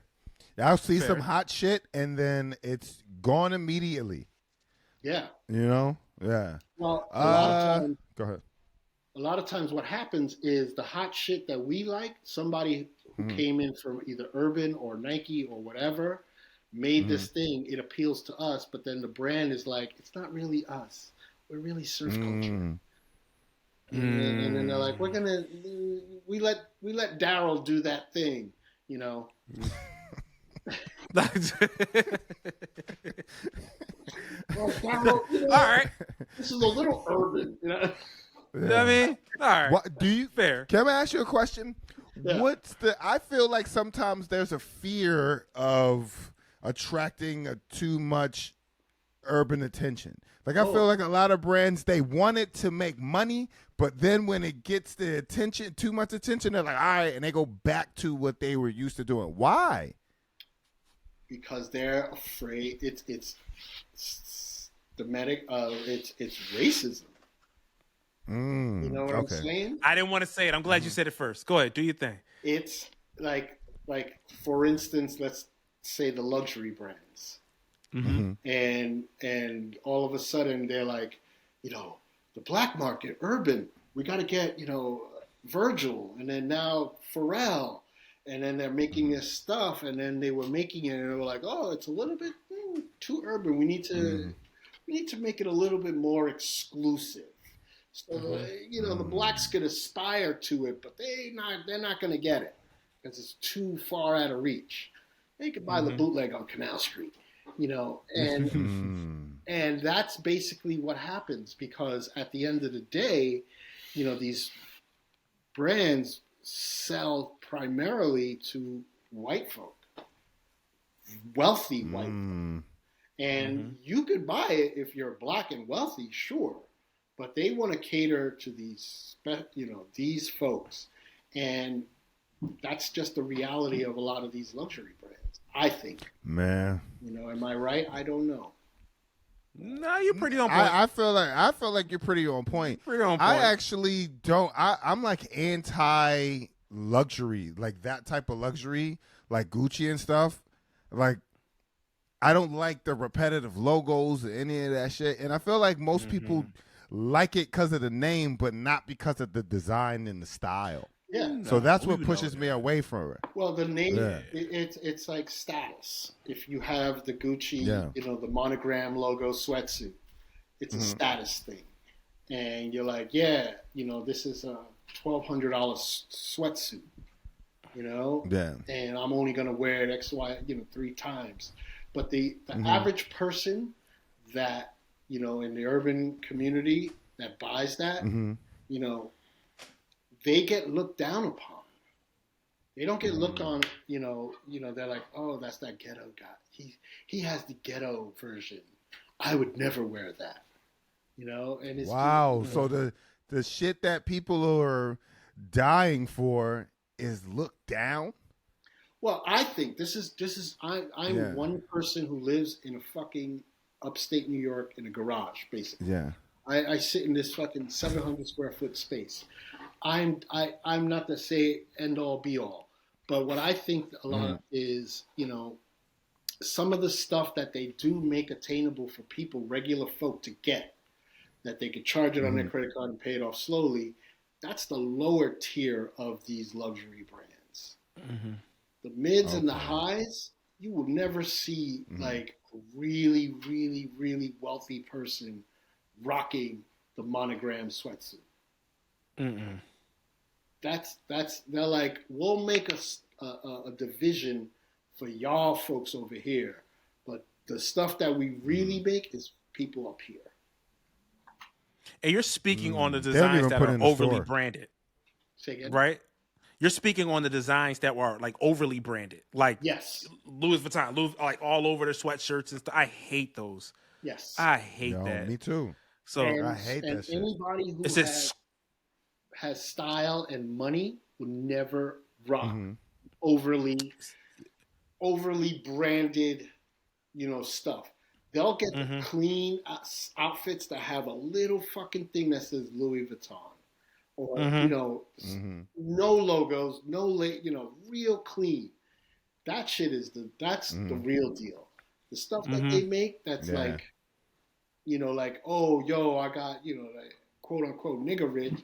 I got a hip hop album. I got my Advance. I'm gonna get my suit. My monogram thing with my chain. That's for those folks. Right. That's Not yeah. new money, rich. Because in the hood, you see people with that. It's like a status symbol, and for me, it's just like you just want us to know Yes. you brought that. Like And I grew up not being able to afford anything near that. So I always shied away from that and created my own style by shopping at thrift stores and mix matching. And once in a blue moon, I would get the Gucci thing, and hope it was real. Or I would get, but I really didn't care if it was or if it wasn't. It didn't matter to me as long as I was happy what I wore. Yeah. When I met you, you had luxury. You had what you had, the Carhartt jacket on, but I think it was a work in progress one. No, it was a Carhartt jacket, but it had an embroidery on the side, the left chest, that was the New York State Environmental Protection Agency. Because up here is the reservoirs for the New York water. So the New York City Environmental Protection Agency is up here protecting our water. So somebody who worked there and left and gave the jacket to a thrift store, and my friend bought it and it didn't quite fit him, and he gave it to me, and I was like, yeah, I totally want that, because it's that shit look fly though. But it's a worker's jacket. You know what I'm saying? Where people are like, yo, where'd you get that jacket? That shit is mad dope. I'm like, dude, this is a fucking worker's jacket. Yo, I thought it was fly. I was talking to my lady about it. I was like, you seen that jacket? That shit's fly. I wonder where he got that. Did he make that? This whole time, I thought that was like, that's like the new thing now, workwear, but they changed it a little bit to raise the price. Yeah. Well, workwear has been happening for a while now. And Carhartt they had a division. It was like a Carhartt something. It was it was like the W something P one. Yes. No, was it WP? They made a high-end workwear line, and they had a Carhartt store on Crosby Street, and then they closed it, but they made really cool fucking things. And they were testing this but they never really pulled the trigger and kept it going. I thought they should have kept it going, because that's what I thought that jacket was. No, it was is an actual work jacket that some employee fucking worked there. That's fire. He got fired, and he was just like, fuck this shit, yo, I ain't wearing that jacket. My friend picked it up at a thrift store, and then he was like, it's too tight. And I was like, not for me. Now I'm gonna go try to get a Pico or a Wawa jacket now. Yeah. And freak that thing out. Yeah, yo, a Wawa jacket would be sick. The maroon with I think it's maroon, yellow, and black. That should be fire. That would be that dope. That's thing the thing. would be lit.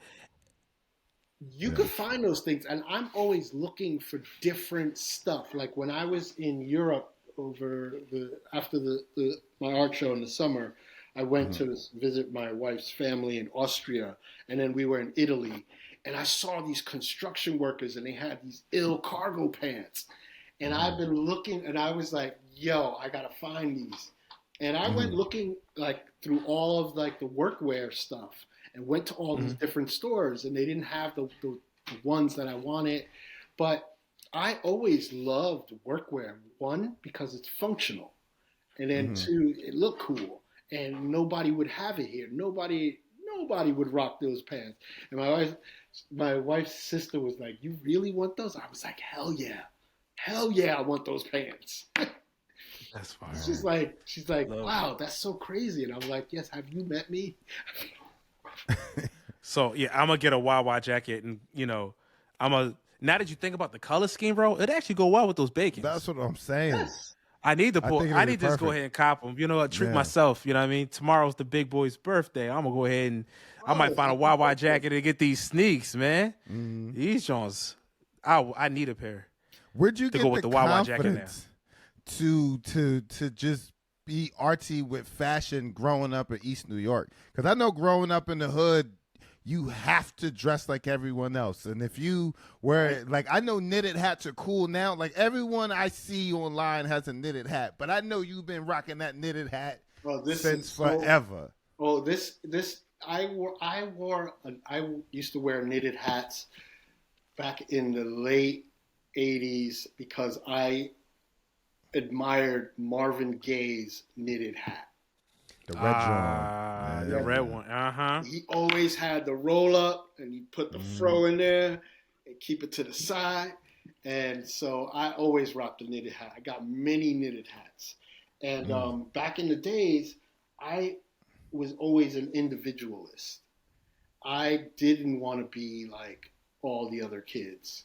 Only like for a small part, like maybe 83 to like 86, I was kind of like in that like breakdance era. So I had the Lees, with the BVD silk shirts and, the buckle with my name and all that.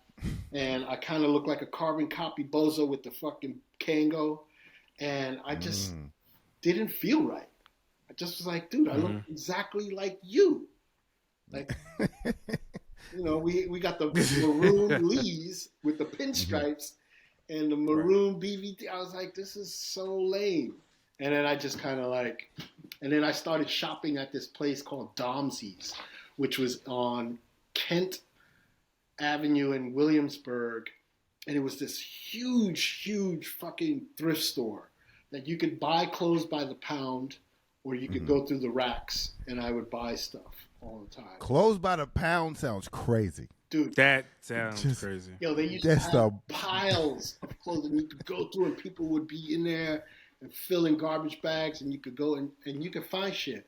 Like I had this one Budweiser shirt that was from the 70s and then years later Supreme made a copy of that shirt, of the Budweiser logo shirt. And I was like, they were like, you want one? And I was like, I had one. And I was like, I think I even still have the original. And I ended up giving it to a friend of mine for his birthday. I was like, it was like missing buttons. It was one of my Rager shirts. Like, it had like 2 buttons. That was it. It was one of those. Yeah. That's hilarious. It had like long collar. It was just such a great shirt. But I bought it at Domsey's. Thrift stores, man. And the other thing about it is we buy so much. There's so much clothes out there. And people get shit and then throw it away. So to be environmentalist about it, I'm not really that much into it. But if everybody did a little bit, we all be in a better place, Fair. Absolutely. I read somewhere that fashion contributes to a lot of like our pollution and waste. Flash fashion, I think they call it. Like a lot of like Old Navy type shit. Fast fashion. And that is true. There's so much stuff that you could reuse. And it's good to like give something a second life, Yeah. And that's like the philosophy of my wife is really big into that. I'm getting there. I still get sneakers though. Okay. I'm still like Humara's addict. Anytime a new Humara comes out, I'm like texting my boy at Nike like, yo, send me another pair, yo. But the thing up here that sucks is like you can't wear good sneakers because there's so much mud. So much mud. Oh my So that's like boot count. That's like you got to wear a lot of boots out there. It's kind of your thing, right? Yeah. ACGs or something. ACGs. Like I rock ACGs, but I'm always like, where we going? Is there mud? I don't want to get my sneakers fucked up. My girl's like, That's fair. She's like, you so hood. And I'm like, I know, I can't get it out of me. How'd you meet That's your who wife? you are. She used to run this camera company. I don't know if you ever heard of it. It's called Lomography. They make the Lomo cameras, these little plastic Russian cameras.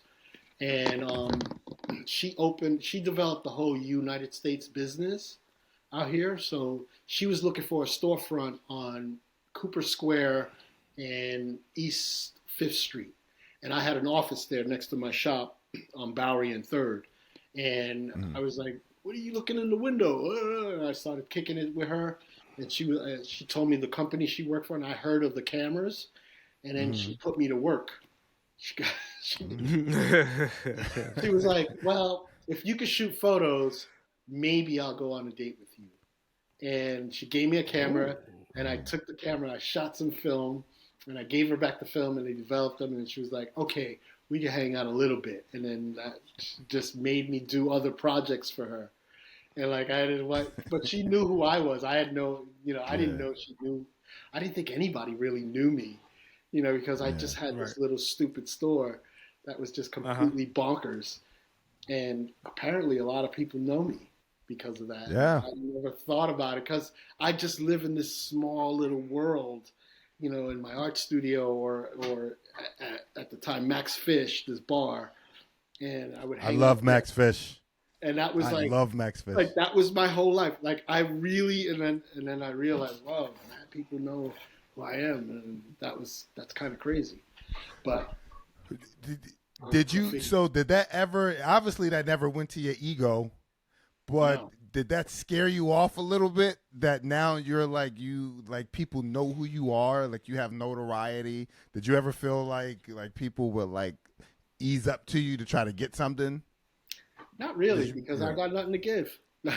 but I always, with having that or people knowing me, kind of gives me the confidence, like, all right, you already did this. You are successful at this thing. Why can't you be successful at this thing? Because you already know the formula. And that formula translated into the vodka. That formula translates into the art. It's the same thing. The same shit that we were doing at Zoo York, I'm still doing here. Like the same hustles. 1993 to 2024. Same fucking hustle. It doesn't change much. It's just it's a thing. What are you selling? Well, we were selling New York via a skateboard. I'm selling New York via paintings. I'm still a New Yorker. Right now people are talking to me in Munich, Germany about doing a show, and I know that they just want New York. That's it. Yeah. They want me to come through, put my paintings on the wall, do a talk, be like this, like, yo, son, give them some New York. And then he pulls out a chopped cheese. Yeah, yo, son. Starts in the middle, like create one. Actually, there's a guy up here that makes chopped cheese sandwiches. Hey. Is it good though? It tastes organic. Yeah, it's organic. No, like, it's it feels really good. He used to be a chef down in New York. What was he? Where did he work? He worked at Quality Meats, was a restaurant.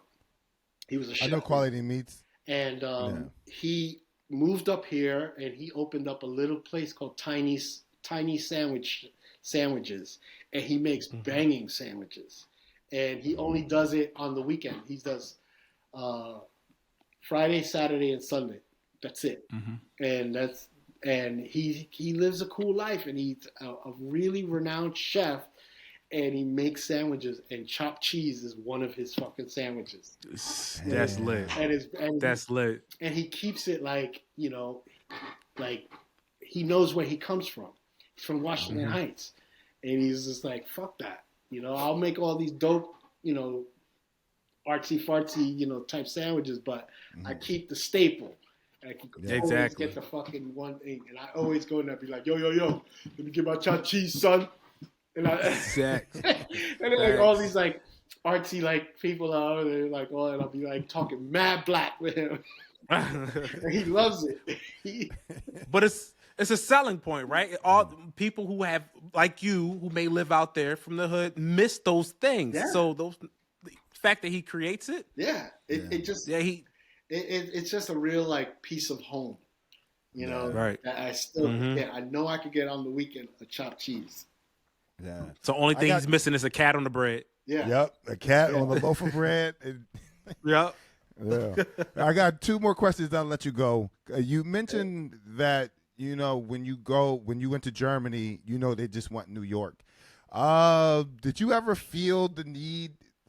Was there ever a point in your life where you were afraid to present that, where maybe you were code switch to fit into somebody else's, like, just, ultimately, I don't even know the proper word. I think I know what you're saying. Ultimately, it's like the song. If you can make it here, you can make it anywhere. And everywhere on the planet wants a piece of this. So if you could bring it to them some way, form, or fashion, they will be willing and accept it and take it. Like they'll buy what you're selling, whether it's clothing, whether it's jokes, whether it's, you know, they want that New York vibe and persona. Anywhere on the planet, think about it.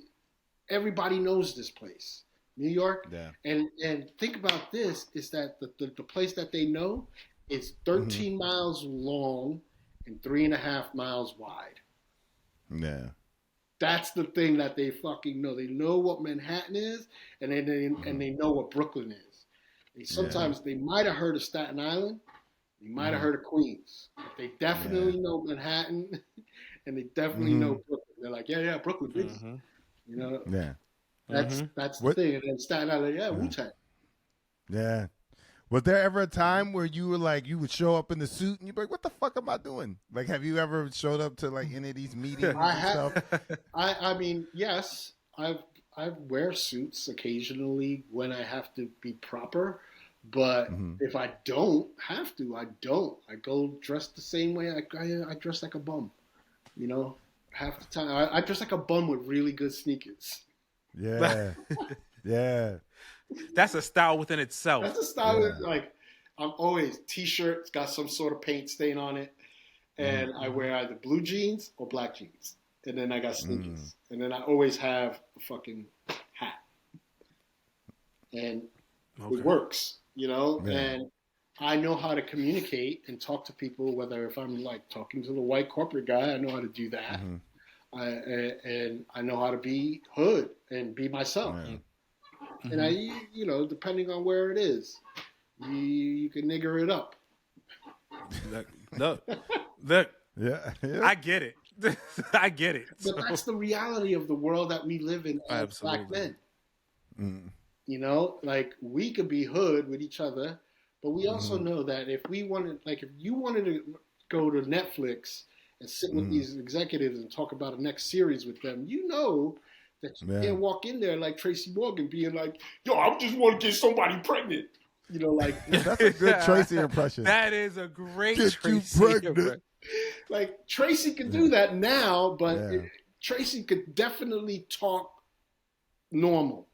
You know what I mean? Like, the character Tracy is the character, but he knows how to. We all do it. That's the thing that's crazy, is that we all do it because, you know, it's. I hate to say it like this, but it's a racist world out there. Very much so. Very much so. And we have to play in this game, in this arena of like, all right, these dudes are in charge. If I nigger it up too much, they ain't going to be too psyched, and they're going to be scared, and everybody's holding on to their wallets and be like, I don't want to leave my iPhone on the table. You know what I'm saying? Like, right. Yeah. So that's the thing. That's the game. And it sucks that we live in this world. But that's how it's been. And maybe one day it'll change. Man, I don't believe it'll change. Yeah. I don't have I don't have that. I don't have that hope. Nah. And it won't. I think you just find beauty in the madness. Yeah. And learn both languages. Yeah, it's just like, you know, it's different accents is how I like to look at it. You know, like how some people have a Southern accent, you know, and we got this Northern street accent. And that's just an accent. You know, we know how to turn it around. Yeah. My last question: what stopped you from going pro in skate and BMX?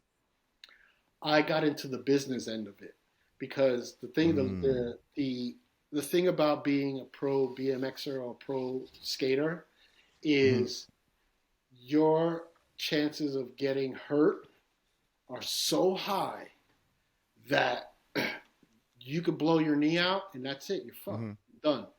So if you did, for me, I saw the writing on the wall that I need to work in the back end because I wanted to continue to be in this career of skating, you know, like the skate lifestyle, hanging out, doing what you want, playing video games, painting, drinking, drugging, you know, all that shit.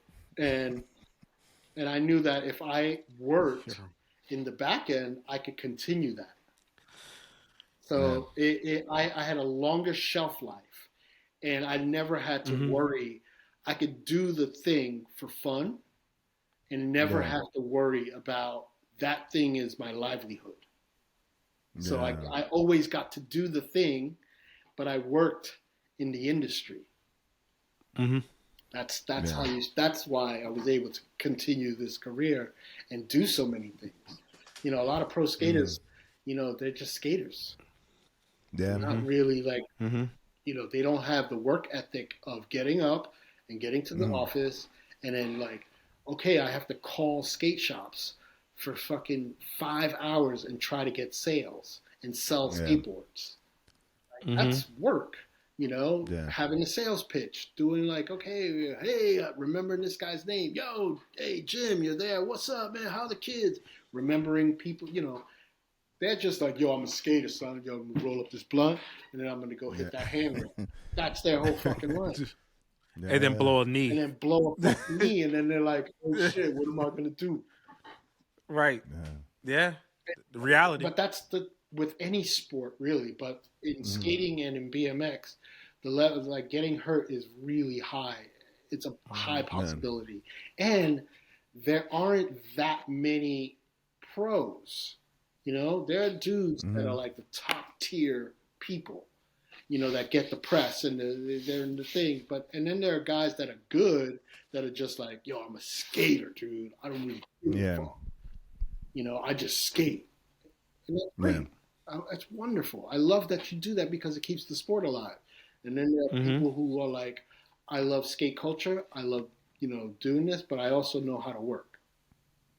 That part. Yeah. And I'm going to hang out. I don't have the fucking pressure of doing like the illest trick. I could just go and do it whenever I want. Yeah. Absolutely. You still skate? It's a leisure for you. I don't skate at all. No. I ride my BMX. I could still go to the skate park confidently and drop into any pool and ride around and do manuals and little bunny hop things over the you know, the spine. But I'm not trying to do no big 360s. I'm not trying to do bar spins. I'm not trying to do like, I could just have fun as an old 54-year-old man and ride around.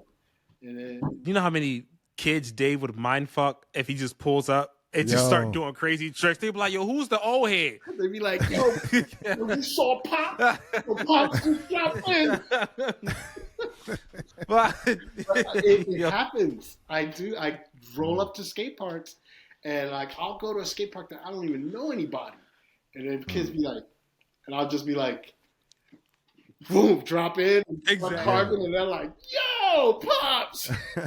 Exactly. Do your homework, kid. As you do your homework, bitch. Yeah. Like, I've been doing this shit since 1983. That's crazy. You know how many people I had to sock for this bike? Not even, not you, fucking Bullet Head and Fat, what was it? Fat Bullet Tony? Head. Bullet Head and Fat Black Joe. Fat Black Joe.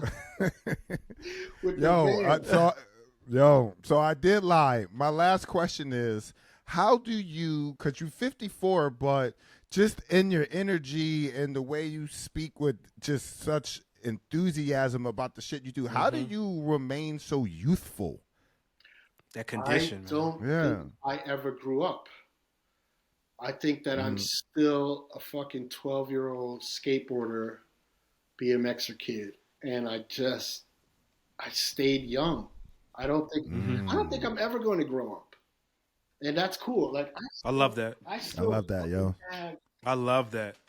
The animal doll that I bought this in 1986, and I still have it. Like my mom was like, "Oh, I found this thing that was yours. You used to have it in your room," and then she was like, "I'm going to send it to you," and I love it. And I was like, "I'm putting that in my studio," and it just reminds me of when I used to be a kid.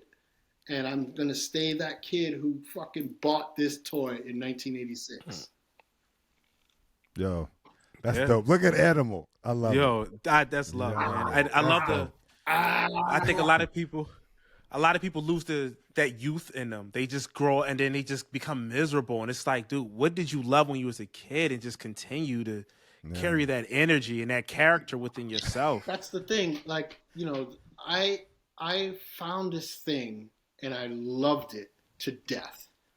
Skateboarding and BMX. And it's the one thing that I've done my entire life that I'm like, I fucking love it, and I'm going to still love it, and I'm going to watch it, and you know, hopefully I could continue doing it, you know, even as an old guy. I hope I can still, like, you know, if I want to build a pump track on my property just to, like, you know, make little bunny hops, like little hills, just to ride.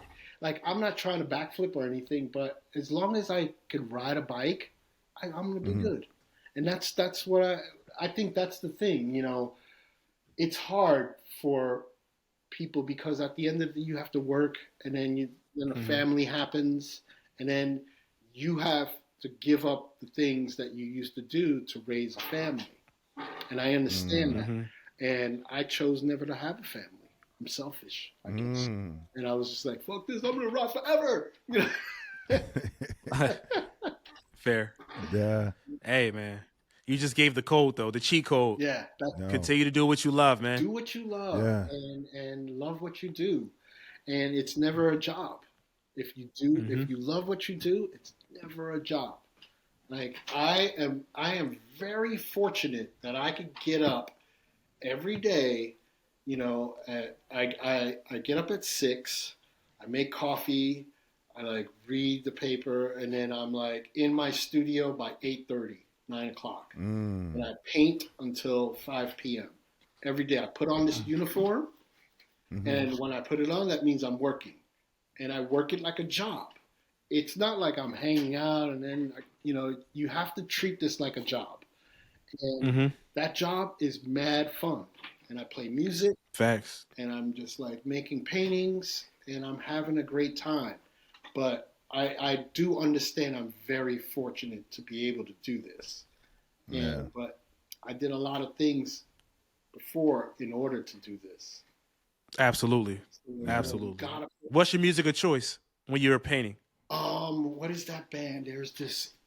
one thing that I like to do is listen to music that I don't know the lyrics to. Nice. So I listen to a lot of Arabic music. Okay. Because it sounds different. I don't know what the fuck they're saying. And it's something that I like just have in the background. And it's... Where's my phone? Hold on.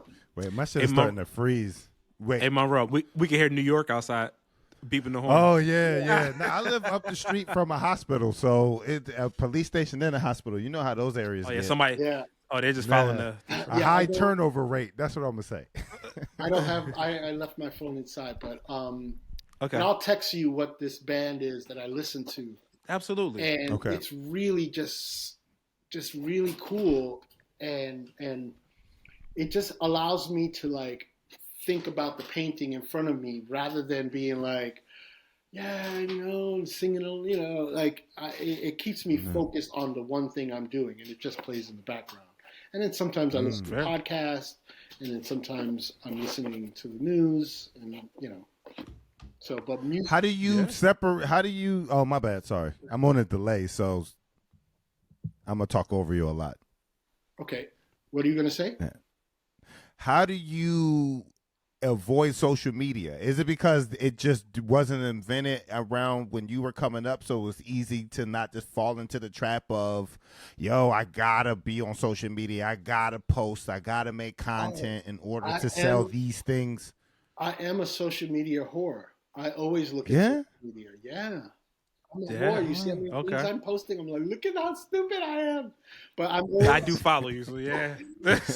I do follow. If you look at it, it's all like ridiculous things, and I'm making fun of myself or like really, really weird things that I find. And I'm like, wow, this is insane. And I just post like insanity. Like I'm not, and then I put my artwork. Oh, look at what I'm making today, or whatever, But I'm glad that social media was not invented when I was growing up, because I did a lot of derelict shit that I'm so happy that it's not fucking absolutely recorded. That part. Oh man. I'm happy as well. I was like, damn, can you imagine what would have been caught on camera? I'd be like, shit, I gotta explain this. Yeah. They're like, oh shit, you're about to get canceled again. Yep. Already, right. God have you ever been canceled, Dave? I'm still here. No, but there's cancel culture. I don't think you can really cancel an artist. You can't. I think you can cancel a business, but you can't cancel a person who's like creative to the core. I made a T-shirt that was so fucking blatantly racist that if I made that shirt today, I have to send you a picture of it. It was called please do. The Blackout, and it was basically like it was a black T-shirt, and all it had was like eyes, hands, and like people stealing sneakers, eating chicken. And like, yo, I would wear that, John. No, I would wear the shit out of that shirt. I would wear it. And I did a line in 2007. It was 20-year anniversary of the greatest year of New York City's history, which is 1977.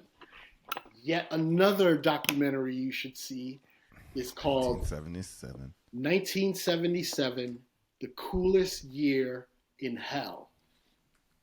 Oh, wow. That's a great documentary. And so I did a whole series of T-shirts based on this, like the birth of hip hop, the birth of Studio 54, of the 1977 World Championship with the Yankees, the Blackout, the Son of Sam. So I did all these crazy T-shirts, and the Blackout was like a joke, all you see is black people with their eyes and their teeth. And it's one of these shirts that if I came out with it today, people would be up in arms about it. It is so bad. Would you do it in like a cartoonish, how like cartoon. The Grateful Dead does it? Okay. It's all cartoons, and it's an all over print. And I did a New Era hat to match. Like I went all in. Wow. And nobody said anything. And I laugh because I look at that T-shirt and I go, wow, this is such a fucking racist shirt, but it's so funny. Yo. Don't let me find it. It's a rat. Yo, I'll wear it. I'll wear it. It's hilarious. But that's me. I always like to make fun of things and joke around. And maybe I would get canceled. Maybe I wouldn't. People would say, oh, yeah, he's just it's satire. Yeah.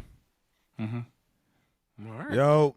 Dave, thank you so much for doing the podcast, man. It's been an absolute honor just to kick it with you for 2 hours and just talk shit. Long. I really appreciate it, man. Yeah. It don't feel like it. It don't feel like it, but I'm like, I can easily go for 3, but I'm like, I'd rather save it for another time because I would love to have you back on. Yeah, man. Dude, anytime, man. Yeah. I'm really happy. I thoroughly enjoyed myself, and I would love to come back again and hang out and just talk random shit with you guys all day long. Yeah. I learned so much today.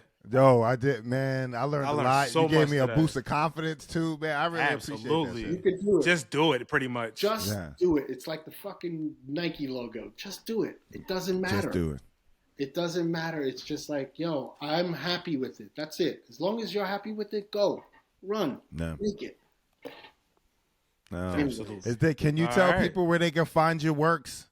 You could find my work on my website, daveortiz.nyc, or you could go to my Instagram, which is 123D Ortiz. And if you like any of my work, either DM me or send me an email on my website, and I will get back to you and tell you what I have. No. Don't bootleg it like I was about to do, because I was like, I can't afford this shit. Dude, I see some pieces where I was like, I can't afford it. I would just print that shit out. I was going to take it to FedEx. Print it out. It doesn't matter, because awesome. No. Hey, the original. I have the original, and it's worth more. Oh yeah, absolutely. That part. Yeah. That part.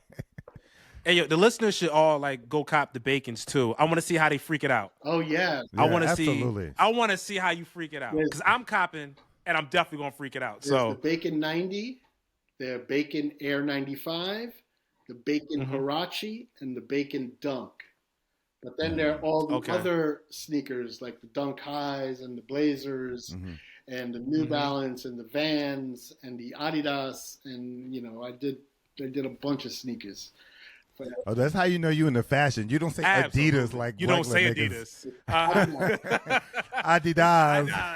Adidas. I'm saying that's my new thing. Name. Are those the Adidas?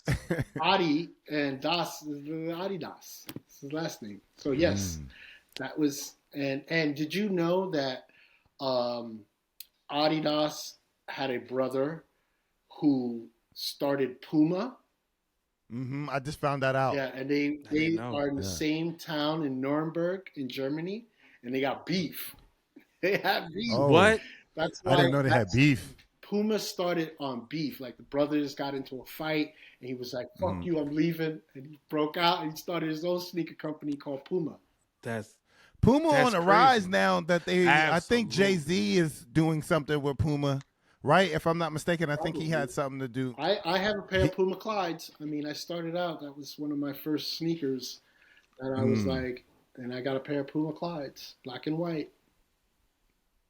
I only had one pair of Pumas in my life. I don't even remember the name of them, but there was like a year. Do you remember, Darryl? Like, I think it was like 2003. Yeah, it was like this year where they did like this sleek shoe where the bottom was like gum spongy, but it had like a little divot on the side. It was dope. It was the dopest Puma I ever seen. Yeah, it was when It was when Nike came out with the Fly Knit stuff, and they were competing, and they made a running shoe that was similar to the Nike Fly Knit. I remember that. Yo, those are the only Pumas. For some reason, no disrespect, Pumas just always felt like grandma sneakers to me.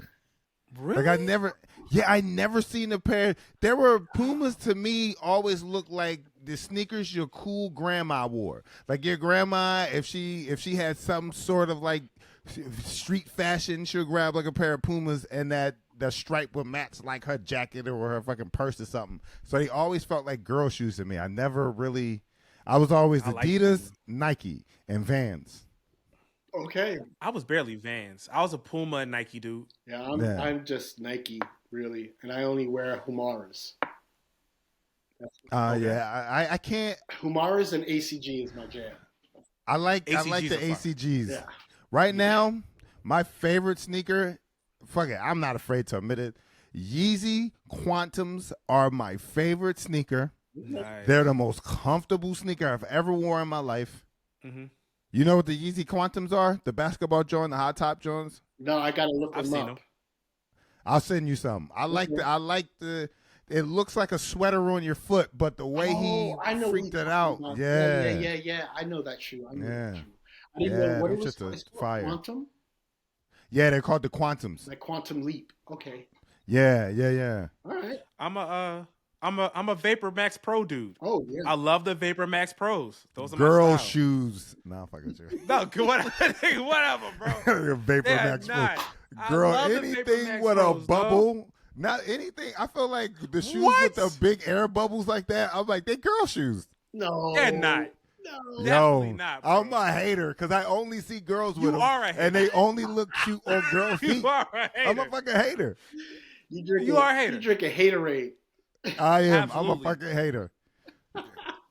The Air That's Max crazy. 270s, I think they call it, right? The Vapor Yeah. Max 270s. The They're 270s. girl No, the shoes. 270s. It had the halfway. The 270s are different. They had- Yeah, the air vapors are full. Yeah. They're full bubbles. Yeah, that's some shit that chicks wear when they wearing No, like the that's little no, they the don't. tights with the hoodies. Or that's some girl sneaks. What? Nigga. I'm sorry. Nah, I'm a hater. nigga, that I'm is a not- hater. You a I'm hater. a hater. You I'm are. a fucking hater. Mad haterade. Hey, yo, Yo. in the comments, tell me if Vapor Max Pros are female shoes. No, That's crazy. they That's cute too as funny. shit.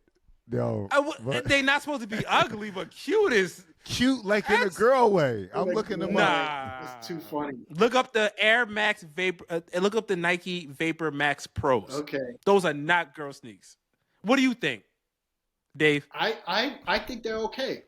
I'm not a hater. Dude. I think they're okay. Look at they soft. I know what you're talking Get about. Out of Yo, here. I don't know. They just feel like little girl sneaks. I only All you seen wear them is look. ones, bro. No, feel I you stopped haven't wearing stepped out ones. Your ones, Eric. No. I stopped wearing ones because ones are like entry level. Like anyone who wears ones, they get them because they're like a safe fly shoe. Yeah. Everybody's like, I'm gonna get the ones because people gonna see that I have Jordans, but they go with everything. So I stopped with my favorite Jordans are 12s, 3s, 13s. Yeah. But the Yeezy Quantums are my favorite shoe of all time. They're like wearing fucking Uggs. Let me They're look like at so these. comfortable. Look up Hold the on. Quantums. These quantums better be Dave. You better. I said, Are these I wore solidified?